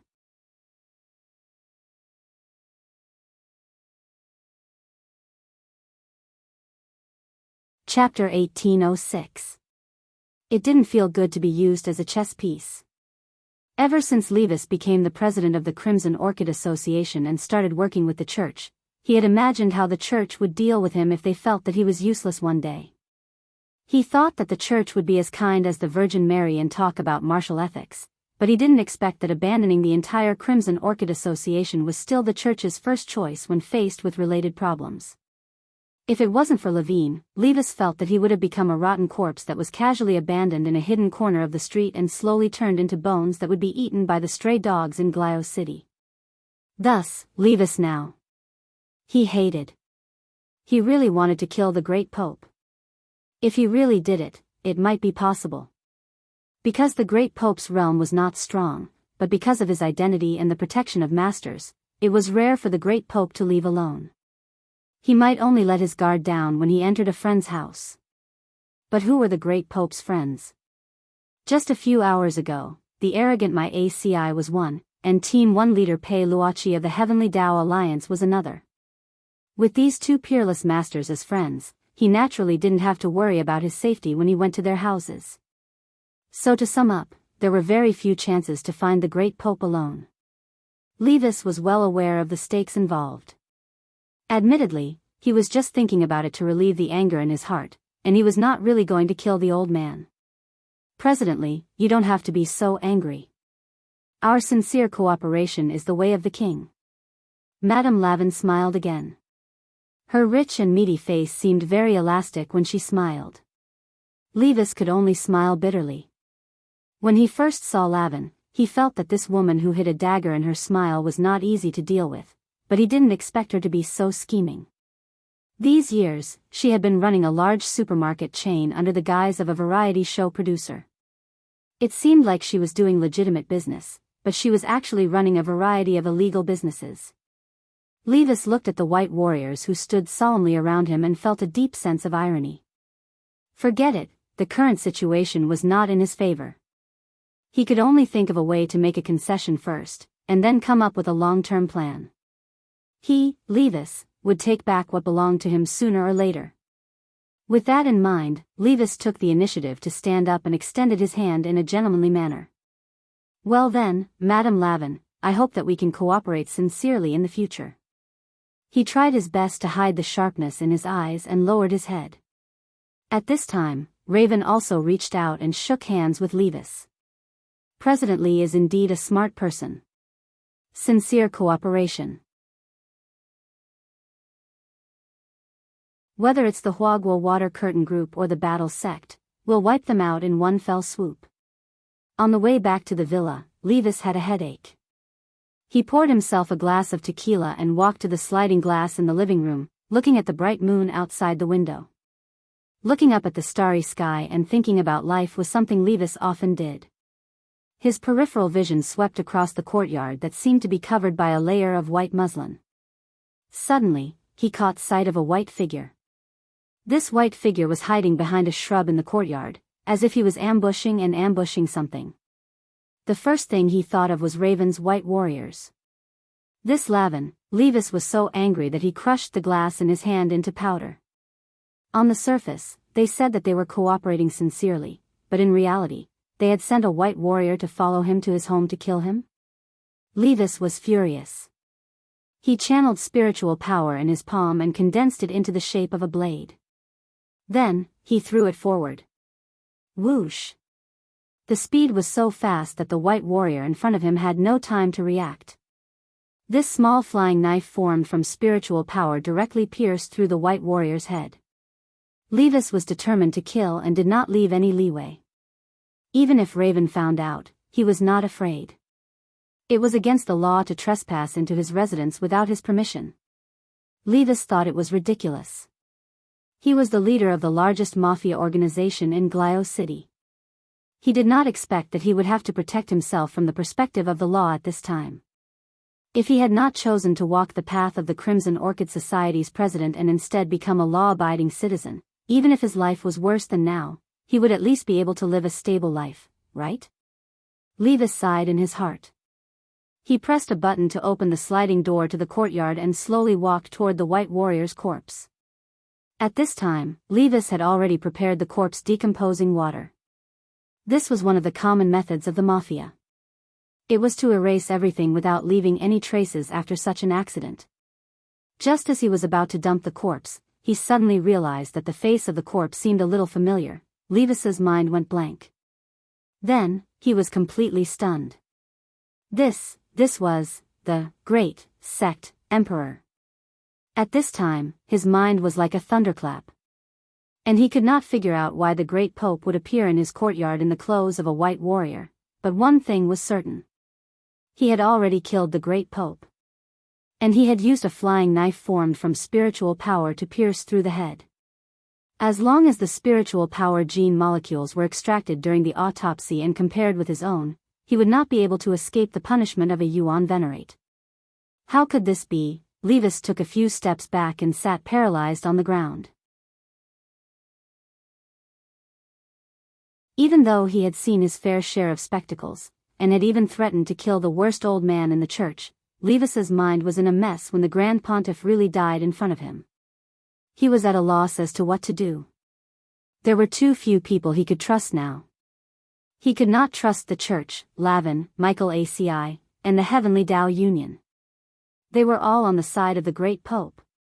He was the weakest party, so he would not be able to frame them even if he wanted to. Moreover, his cultivation level was too low compared to the others. The key to framing someone was to make everything real. In other words, If the great Pope had died in the hands of those people, it would be very easy for them to frame him. However, it was simply unrealistic for him to turn the tables and shift the blame. What to do? At this time, only these 3 words were left in Levis's mind. He also did not know what to do. After sitting in a daze for a while, Levis could only think of one solution. That was to use the corpse of the great Pope as a proof of allegiance and form an alliance with the Huagua Water Curtain Group and the Battle Sect. But the other party might not be willing to accept such a cooperation. Because once the 2 parties were connected, the death of the great Pope would directly become a huge diplomatic problem between the cultivation countries. You're tuning in to the Dreamy Love Stories YouTube channel. Don't forget to subscribe and join us on this journey to catch the most captivating stories.